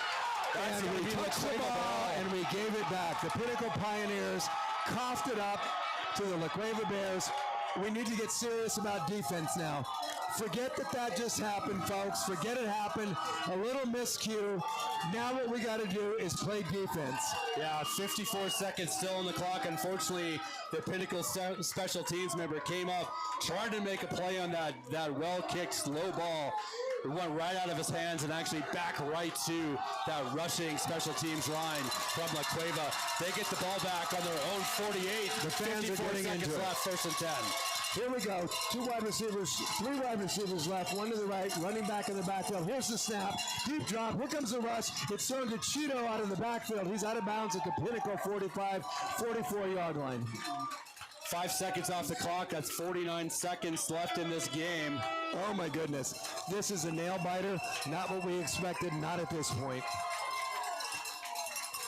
The La Cueva Bears trying to turn it on here. 3 wide receivers to the left, 1 to the right. My guess is the quarterback's going to keep it or he's going to hit Cheeto out of the backfield. We have flags flying everywhere, and it's offsides on Pinnacle. We cannot implode here, kids. Let's get this thing together. Take a deep breath. This might be a good time for a timeout. We got 2 left. Settle him down and get this back together. Andy, I didn't see movement there. So someone must have been lined up off sides on that one. That's what it was. Just a mistake that you can't be making at this point in this game. That takes the ball up to the Pinnacle 38-yard line. Here's the snap. It's a keeper by the La Cueva quarterback. Quarterback stumbles. He gets popped at the line of scrimmage and pushed back. Yeah, quarterback either slipped or stumbled behind the line of scrimmage and went down. A quick timeout called by La Cueva. Yeah, 43 seconds left in this game. That's going to bring up what looks to be about 2nd and 10 for La Cueva. They have the ball at the 39-yard line of the Pinnacle Pioneers. They're going to need to get this ball in the end zone and convert a 2-point conversion to keep this game going into overtime. They'll get nothing and like it, Brian. Nothing and like it. Come on now. Just like Spalding, you get nothing and like it. You know what? Kudos and hats off and hands clapping for the spirit line and the cheerleaders. They get out here. They work not quite, but pretty damn close to as hard as what the football team does. They're year-round warriors, and they're out supporting every sport, not just football. So I hope everybody gives a quick round of applause for the cheerleaders and the spirit line from Pinnacle High School. Lots of hardworking young ladies out there. Yeah, very proud of them. My friend Darby Rhodes, freshman this year, made the varsity prom. Very proud of her. Here we go. 2 wide receivers left and right. Quarterback keeps it. He had a man draped on him, but he gets away from it, throws the ball downfield. He is out of bounds. Oh, my goodness. That did not look like he caught that in bounds. So the referee gave it to him. Down at about the 10-yard line. I'd like to see that one again. Everybody take a deep breath. Take a deep breath. 36 seconds left on the clock in this game. 36 seconds. It's going to be 1st and 10. The Pinnacle goal from the 10-yard line. I think we're going to see a keeper from the quarterback. Cheeto's out of the backfield. He's looking for him. He does a pump fake, and he gets his legs taken out from under him. He stays in bound. 29 seconds, 28 seconds, 28 seconds. Another timeout called by La Cueva. All right, that's going to be at the 1 or 2 yard line there for 2nd and goal. La Cueva just putting it on Pinnacle right now, and you wanted a game, you got a game. You got a game. So in that prior play, a Pinnacle defender got back and had his arms around the quarterback. The quarterback did a good job of rolling out to his right and getting it downfield, hitting that guy. Pinnacle Pioneers hit him right as he caught the ball. Andy, you may know the rule better than I do. Does he have to get a foot down, or if he's just one foot down? But is he not? If he's knocked out, he has to get a foot, an elbow, or a knee down. So he must have gotten something down, at least as far as the referees saw on that play. Got him down to the 10-yard line. Quarterback keeper down to what looks to be about the 2-yard line. So it's going to be 2nd and goal from the 2. 29 seconds left for La Cueva. And back to that last play. In our defense, it is all the way on the other side of the field. It's about as far away as you can get other than going to the parking lot. So we didn't have a good viewpoint on it. But here comes La Cueva, 29 ticks left on the clock, 2-yard line. It's a very tight formation, 1 wide receiver to the right. Here's the snap, and of course it's a keeper, and he's in for an easy touchdown. Yeah, that was actually a direct snap to, I believe, number 45, which is their linebacker, Mason Poza, going to Wisconsin. Mason Posa is a 3-year state champion wrestler, too. Mason Posa is a very physical kid. Yeah, I was talking to his cousin during the break, and he was saying that his cousin is actually going to try to do 2 sports, wrestling and football, at Wisconsin, and he made a difference in football right there. This game comes down to this play. Yep. If the La Cueva Bears are held. So here it is. They get the ball at the 2-yard line, 25 seconds left in the game, but that doesn't really matter. If they can punch this in, it's a tie ball game, 25-25. We got a timeout now.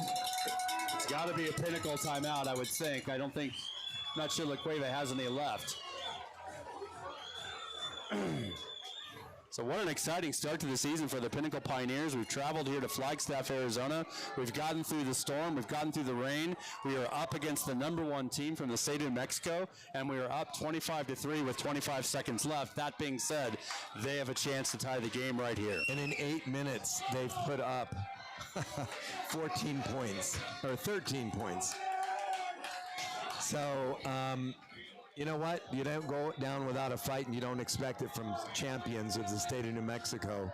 The Pinnacle Pioneers just need to take a deep breath, muster up enough strength to hold tight on that line and not give in. I'm sure the coaches are saying the same thing to them right now.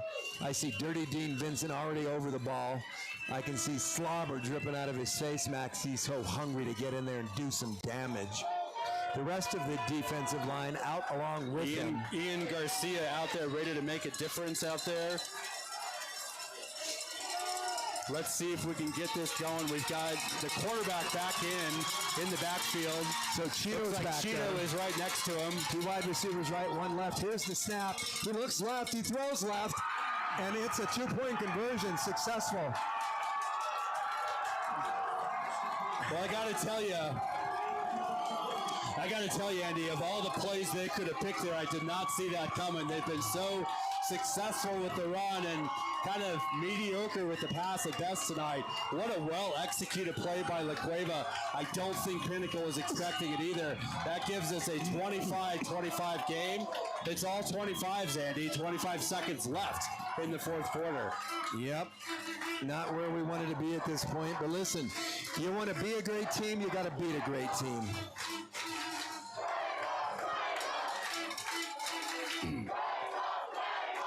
All right, La Cueva's back on the field. We've got, they have 25 seconds on the clock for some reason. I have to say I'm at a loss because I'm not 100% sure what the rules are in overtime, and we're not in overtime yet because there was still 6 sequence left, if I'm not mistaken. I see J.I. Ewing and I see Deuce Postel back to receive the kickoff. We'll see if we get a squib. I doubt they would do onside here, but you never know. Postel and Ewing, they're going to kick it away. If they do an onside, I'd be very surprised. And they kick it all away, and that's going into the end zone. You can't run it out. When you're in the end zone, you got to stay there. Yeah. All right, so that's going to leave 25 seconds. Pinnacle's going to get the ball on their own 20-yard line. They got a chance to do something here, but I wish I knew what that 25 seconds was about. I'm just not familiar with it, and I'm sorry for the nice folks at home for this. But, hey, if La Cueva can do what they did and, 2 touchdowns and in the time that they had, we ought to be able to do the same thing. Well, Wyatt Horton is certainly capable of getting this team down the field in a quick fashion, but it's going to take a good effort here. You can see La Cueva has 2 deep men in there. Run right up the middle, and he's dancing around. He's at the 35, 40. He's down at the 40. That's a great run right out of the chute. Yeah, just like La Cueva caught Pinnacle by surprise, I do not think La Cueva was expecting a run up the middle there with all this time. 18 seconds left on the clock. Pinnacle has called a timeout to preserve the clock. And that's it. They're out of timeouts now for this half. The La Cueva Bears have 1 timeout remaining. So we could talk a little bit about Ryan Orzal, our kicker. We did see him warming up before the game, kicking as far as, we saw him kicking about a 55-yarder. He had the distance by far. So this kid is capable of kicking it long. Again, the rain is holding off. The wind is down. We are at elevation, so long kick is not out of the question here. No, the air is thick because of the humidity, but the altitude probably balances it out. We're at density altitude. All right. La Cueva coming back in their defensive set. The Pinnacle Pioneer Warriors standing firm at the line. 2 wide receivers right, 2 wide receivers left. We've got a running back in the backfield. Wyatt Horton out of the shotgun once again. Claps his hands. Here's the snap delivered on spot. Big pass down the sidelines. Jace Pena has the ball. Eyeballs on the end zone, but broken up by number 25 for the La Cueva Bears. We're down to 14 seconds on the clock. That was a great defensive play by La Cueva, unfortunately. Yeah, call out, and I apologize. Our numbers aren't very good for La Cueva, but it looks like Jet Kinghorn, excuse me. That was a great play.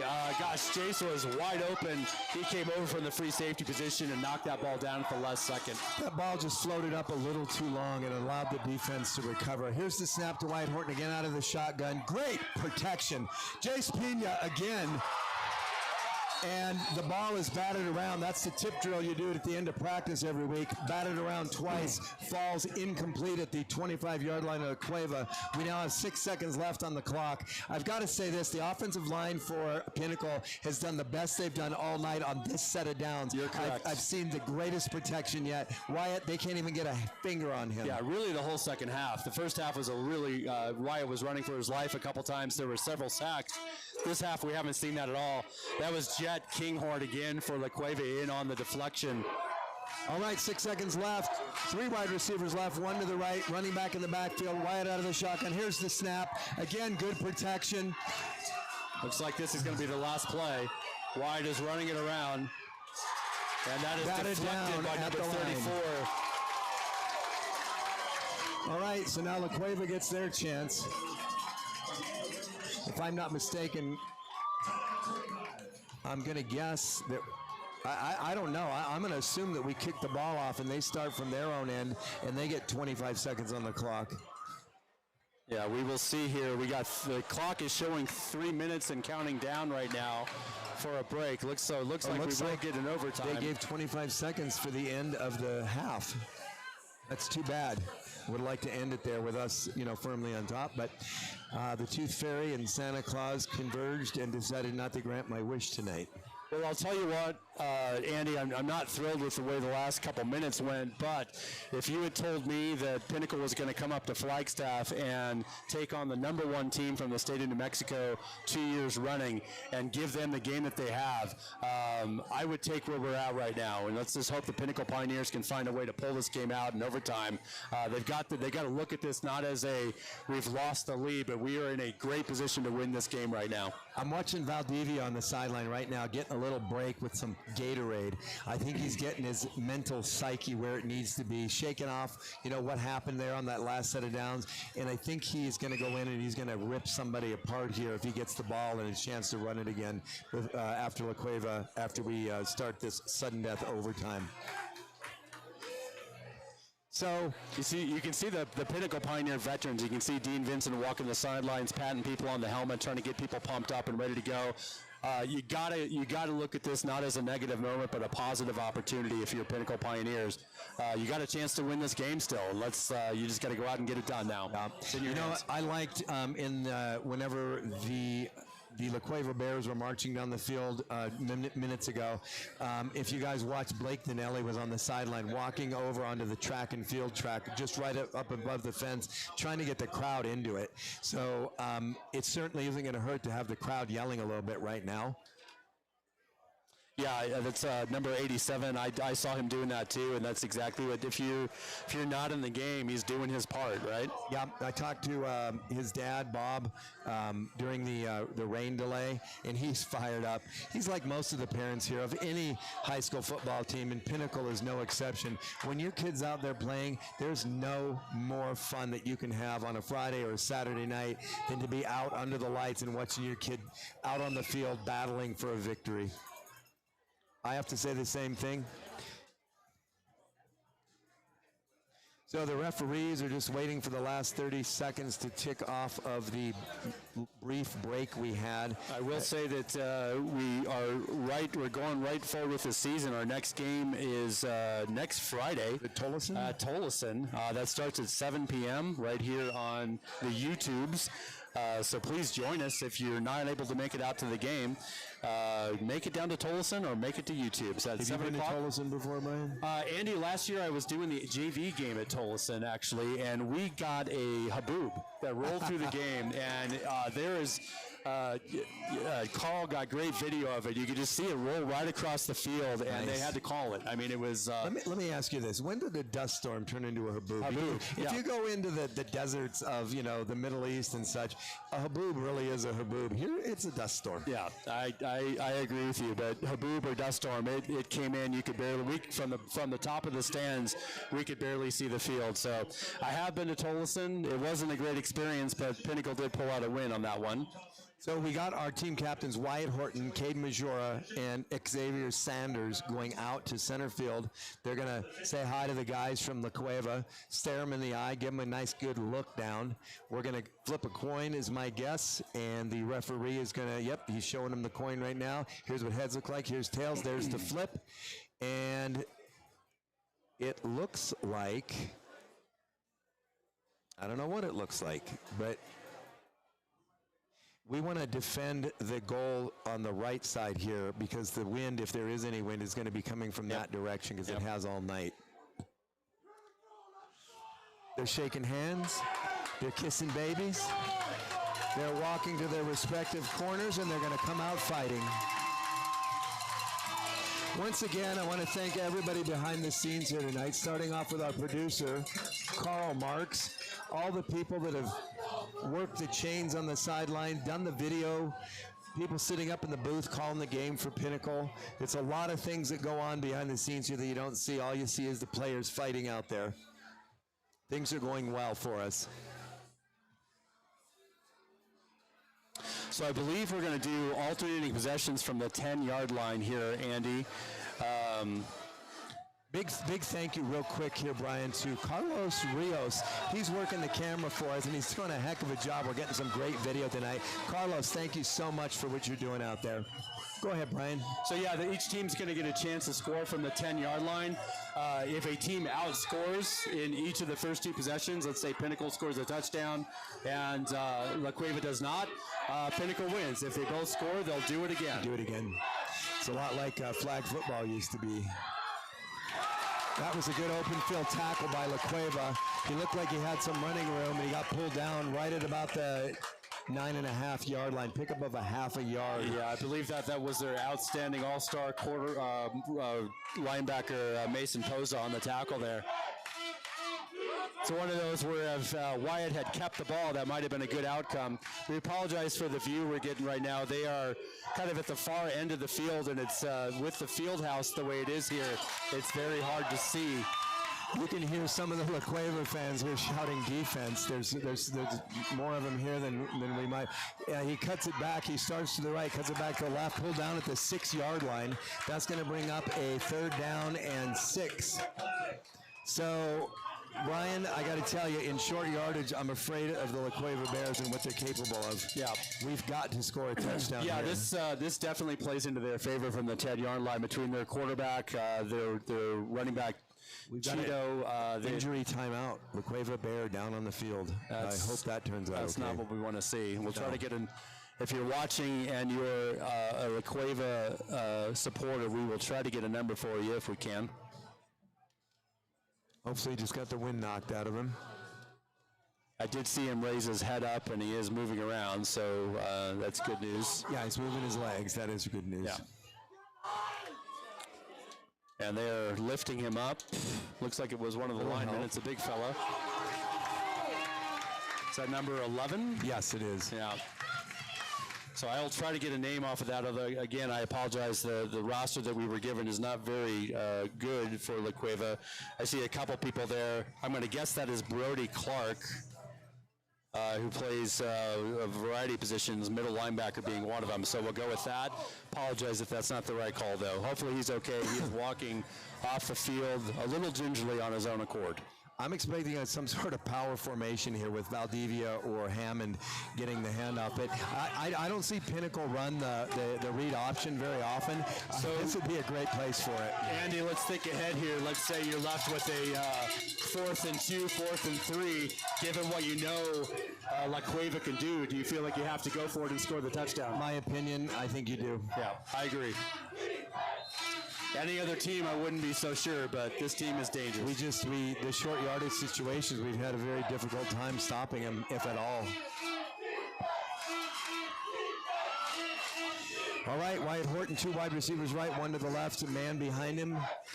Out of the shotgun, Valdivia behind him right now, I believe is who that is. No, I think that's Hammond. Here's the snap. Wyatt rolls left.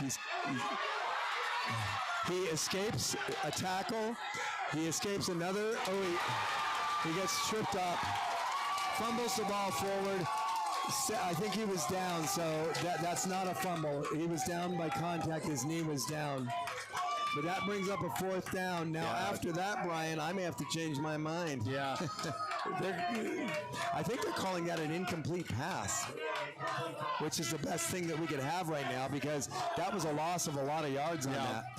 Wyatt getting helped up by his teammates there. That was a pretty hard fall he took there. He gave it his all to the last second, but there was just nothing going. Wyatt did a great job over on his left side. That guy was fast. He caught up to Wyatt, no problem. Yeah, he did a great job of evading the rush over on his left side, but by the time he got over to the right, there was just nothing open and unfortunately went down. We'll see where they end up marking this ball after the discussion.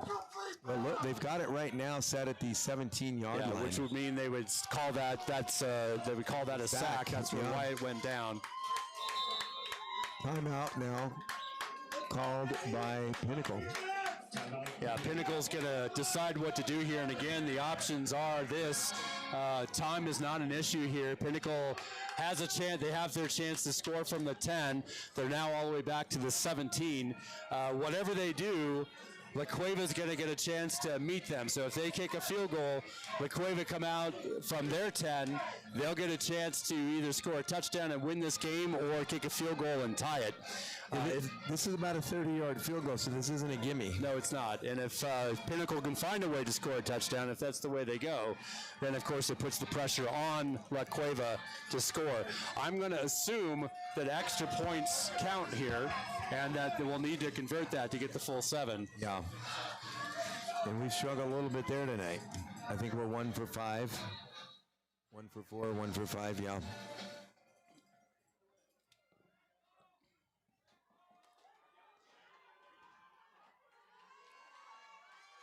All right. See Wyatt Horton coming out. I do not see Ryan Orzal, so this would indicate that they're going to try to go for it. Maybe Wyatt's going to try to draw them off sides, try to get a couple extra yards so he can do something here. We've got Alex Lugo in the backfield, 2 wide receivers on each side of Wyatt Horton. Alex Lugo in the backfield. Here's the snap. Fakes the handoff to Lugo. He throws, and there's a touchdown! Wide open to Wyatt. Alex Lugo was left unattended, wide open. Great call by the Pinnacle offensive coordinator. Alex Lugo comes out of the backfield completely unguarded. I don't want to say I said it, but I called it at the beginning of the game. Alex Lugo is going to be someone to watch this year. What an incredible play by the Pinnacle Pioneers. Now, we need this extra point. We've got to score an extra point here tonight. And let's not forget the great patience and throw by Wyatt Horton there. That was cool. He was what a cool deceptive play. On that one. Wyatt made it look like he was in trouble back there. I'm sure La Cueva was reading that exactly like they read the last play. But as soon as Wyatt turned around to his right, he fired it to Alex Lugo in the end zone. Down, and it's good. Pinnacle Pioneers put up 7 in overtime. It's now the La Cueva Bears' turn to do it. What a huge turn of events here. From the 17-yard line, Pinnacle puts it in the end zone with a great pass from Wyatt Horton to Alex Lugo. Now La Cueva from New Mexico is going to get a chance from their 10-yard line. They're going to play, it looks like, the same side of the field, which kind of stinks for us. But we'll get the best play-by-play we can. I think Andy's doing a great job here tonight. Finally get to see out the window. La Cueva's going to get a chance from their 10-yard line. If they can't score a touchdown and an extra point, Pinnacle will walk away with this game right now. This is it, Brian. This is it. 10-yard line. The Cueva, one wide receiver to the left. They've got two tight ends in the block. They've got the running back in, two wide receivers to the right. It's a keeper by the quarterback. He goes to the left. He gets met at the line of scrimmage. It's a fumble! I think we got a fumble. That ball is on the ground. Are they calling him down, though? All right, looks like the Cueva is keeping the ball. They get down. They get 1 yard on that. They're down to the 9-yard line.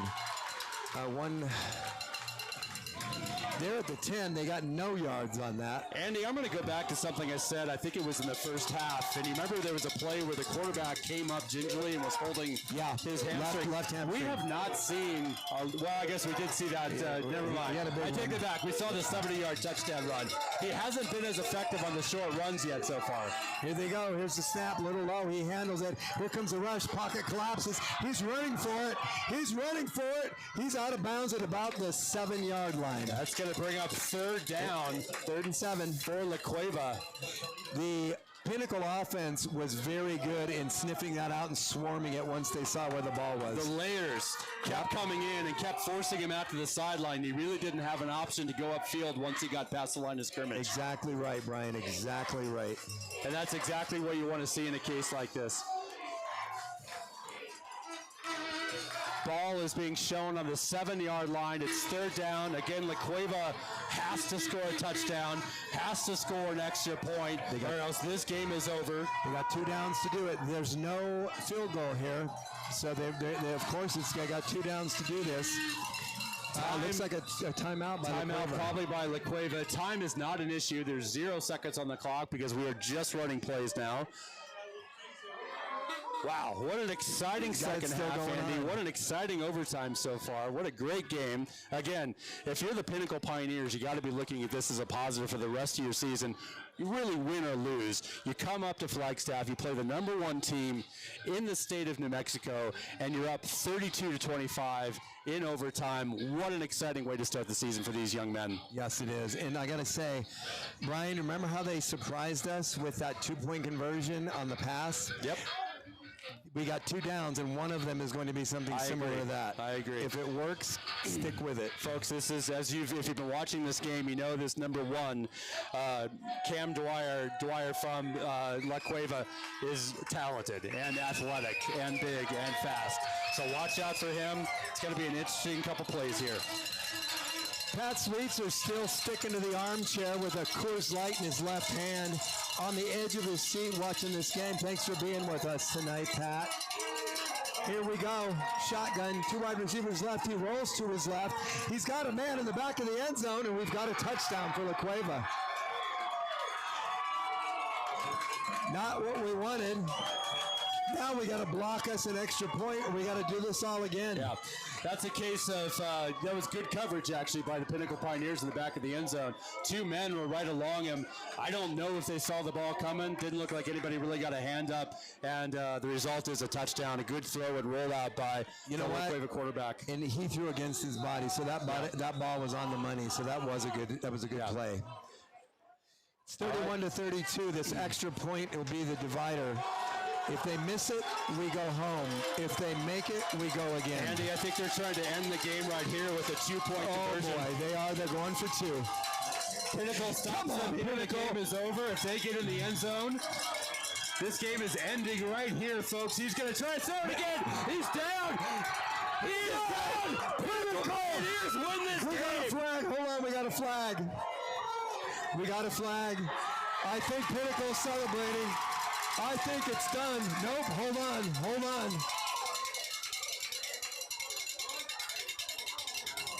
Damn! The quarterback rolled back. He slipped down as he was out there, and he got his knee down. Remember, in that was that 3rd down? Oh no, that was the extra point attempt. Yeah, that was the extra. That was their 2-point extra point attempt. I thought we could decline and end it. Wait, he called that. Oh my God! Christmas comes early for the La Cueva Bears. Apparently you cannot. There's nothing else that could have prevented this game from continuing. Now they send in the place kicker. Yeah, obviously they can't decline the penalty and take the win. The false start means it stops. The game ends. Stops there. Here comes. The kick is up and it's good. We're going to do this again, kids. It's a 32-32 ball game. Well, at this rate, I'll be home by midnight. Yep. Well, what an exciting turn of events. For a minute there, we all thought that game was over because the quarterback went down on his knee, and it was done. But unfortunately, Pinnacle was called for offsides. Who was that false start on?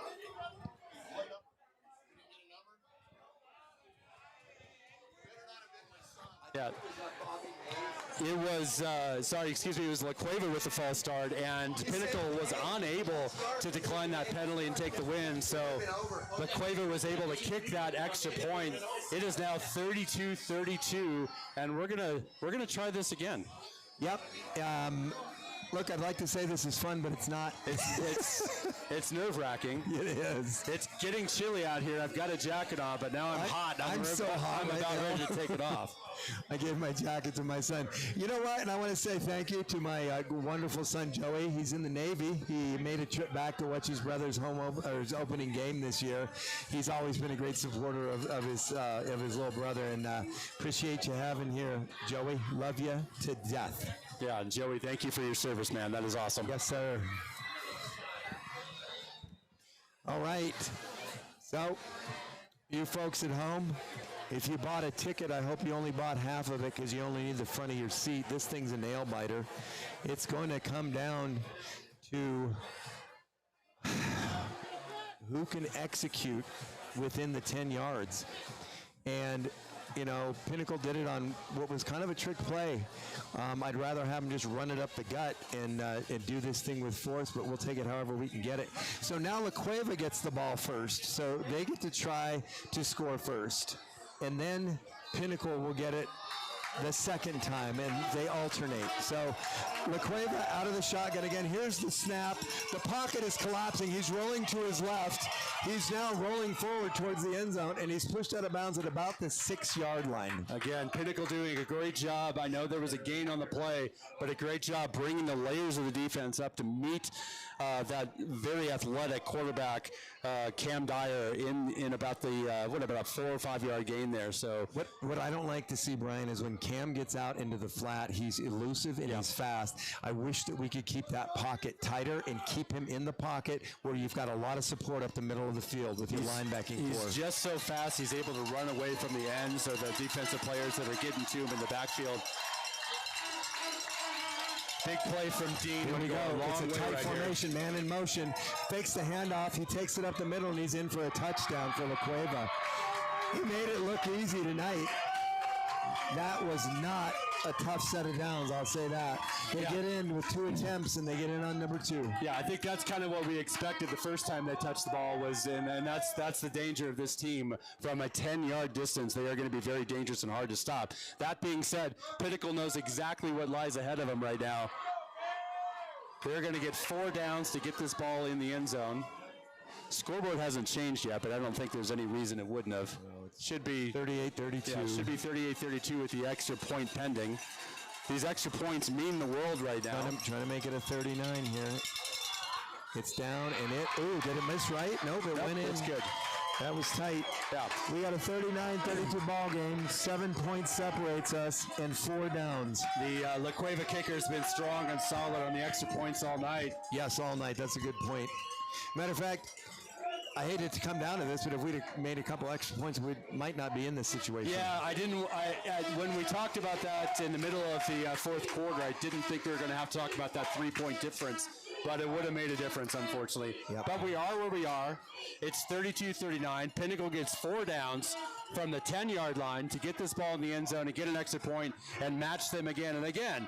Pinnacle Pioneers coming in here playing the #1 team from New Mexico.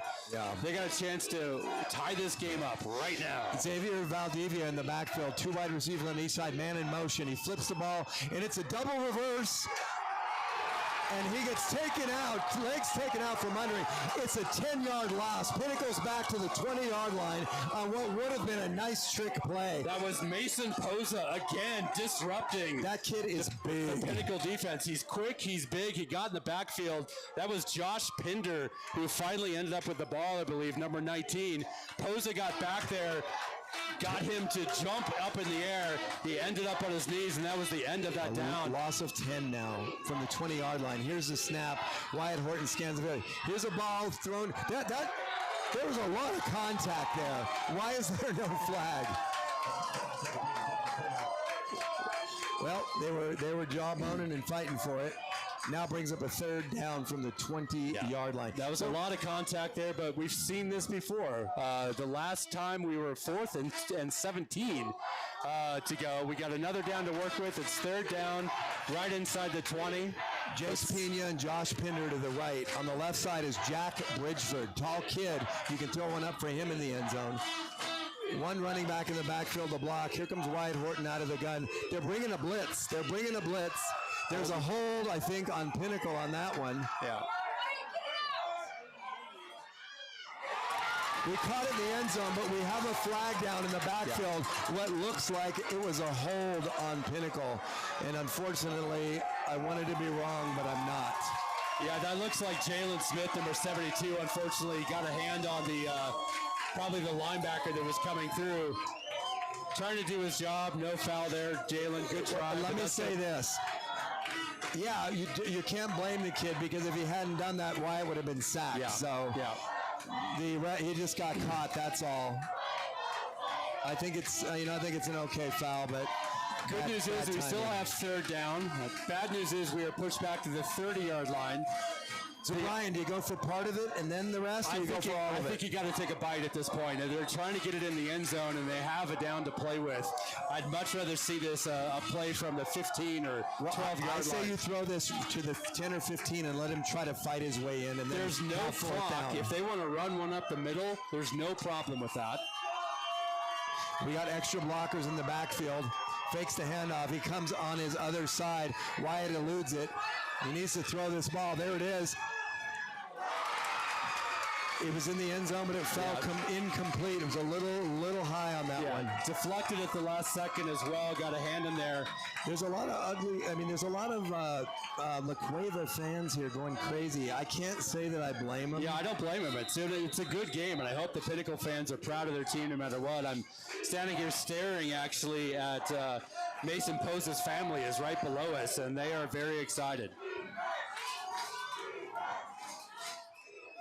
This is it, Brian. The opening night comes down to one play and one play only. We've got 30 yards. We've got to get a touchdown.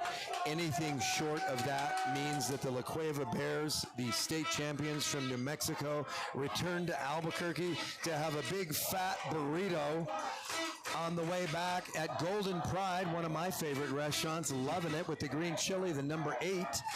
And they will be victorious, but I think Pinnacle has one more trick up their sleeve, and I think we're going to have a good night here. Referees down there talking, hey, bud, where are you going for dinner? You want to do Chick-fil-A or you want to have a steak?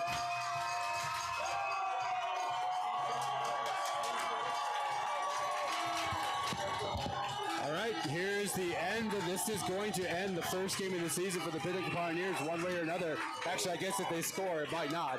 But 32-39, Pinnacle's on their own 30.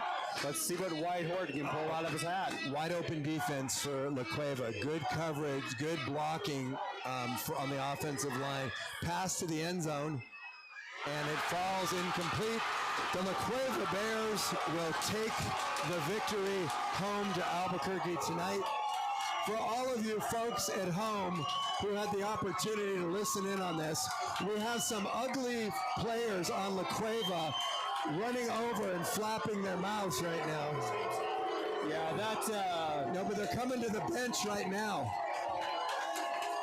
That boy needs to have his clock cleaned. And yeah, this is getting ugly here. The La Cueva team went right over to the student section of Pinnacle, made some gestures, and then they ran right through the Pinnacle Pioneer You want to talk about the sideline. worst sportsmanship I've seen in the last 4 years in high school football?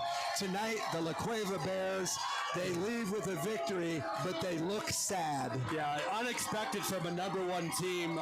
You think they've obviously been here before and done this, that they wouldn't need to act this way. They're acting like they've never been here and that this is all new territory for them. That tells me that they're in for a rough season. Yeah, that was not, sad. Yeah, that was not good. That being said, Andy, I got to say this. I'm proud of the Pioneers tonight. They went up against a very tough team. You know, besides a few big runs, they've handled this all-star quarterback very well. We saw some really good bright spots here tonight, both offense and defense. Yeah. I don't think this is something to walk away from. It's funny, on the way up, I was talking with my wife, and she's like, well, what does this game mean?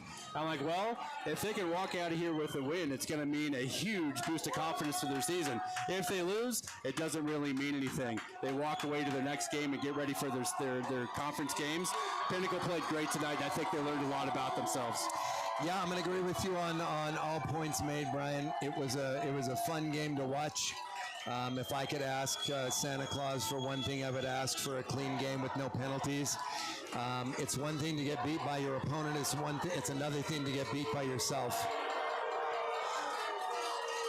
Yeah, I would say again, the La Cueva players just cannot help themselves.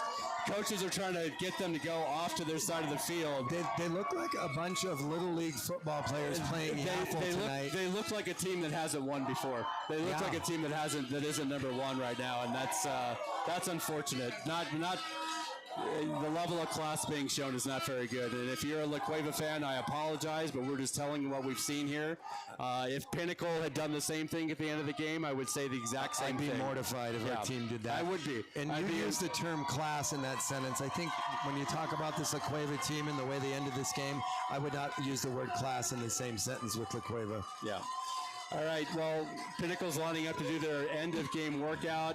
I am proud of this Pinnacle team, Andy. I think this is a good, even though they took a loss here, positive start, a lot of things to take out of this game for this season. I'm excited to see what they do against Tolleson next week in Tolleson at 7 o'clock on Friday. Sadly, that's a long drive, but we'll make our way out there to the west side of Phoenix down off of, is it I-8 or I-10? I can't even remember. It's off the 10, south of the 10, and it's a long way. You're right. It's going to be you and me again. West of the airport. Hopefully there's no dust storms, and hopefully there's a W at the end of the night. Yeah. Pinnacle going into their after-game dance, which I really like to see. To me, it shows discipline.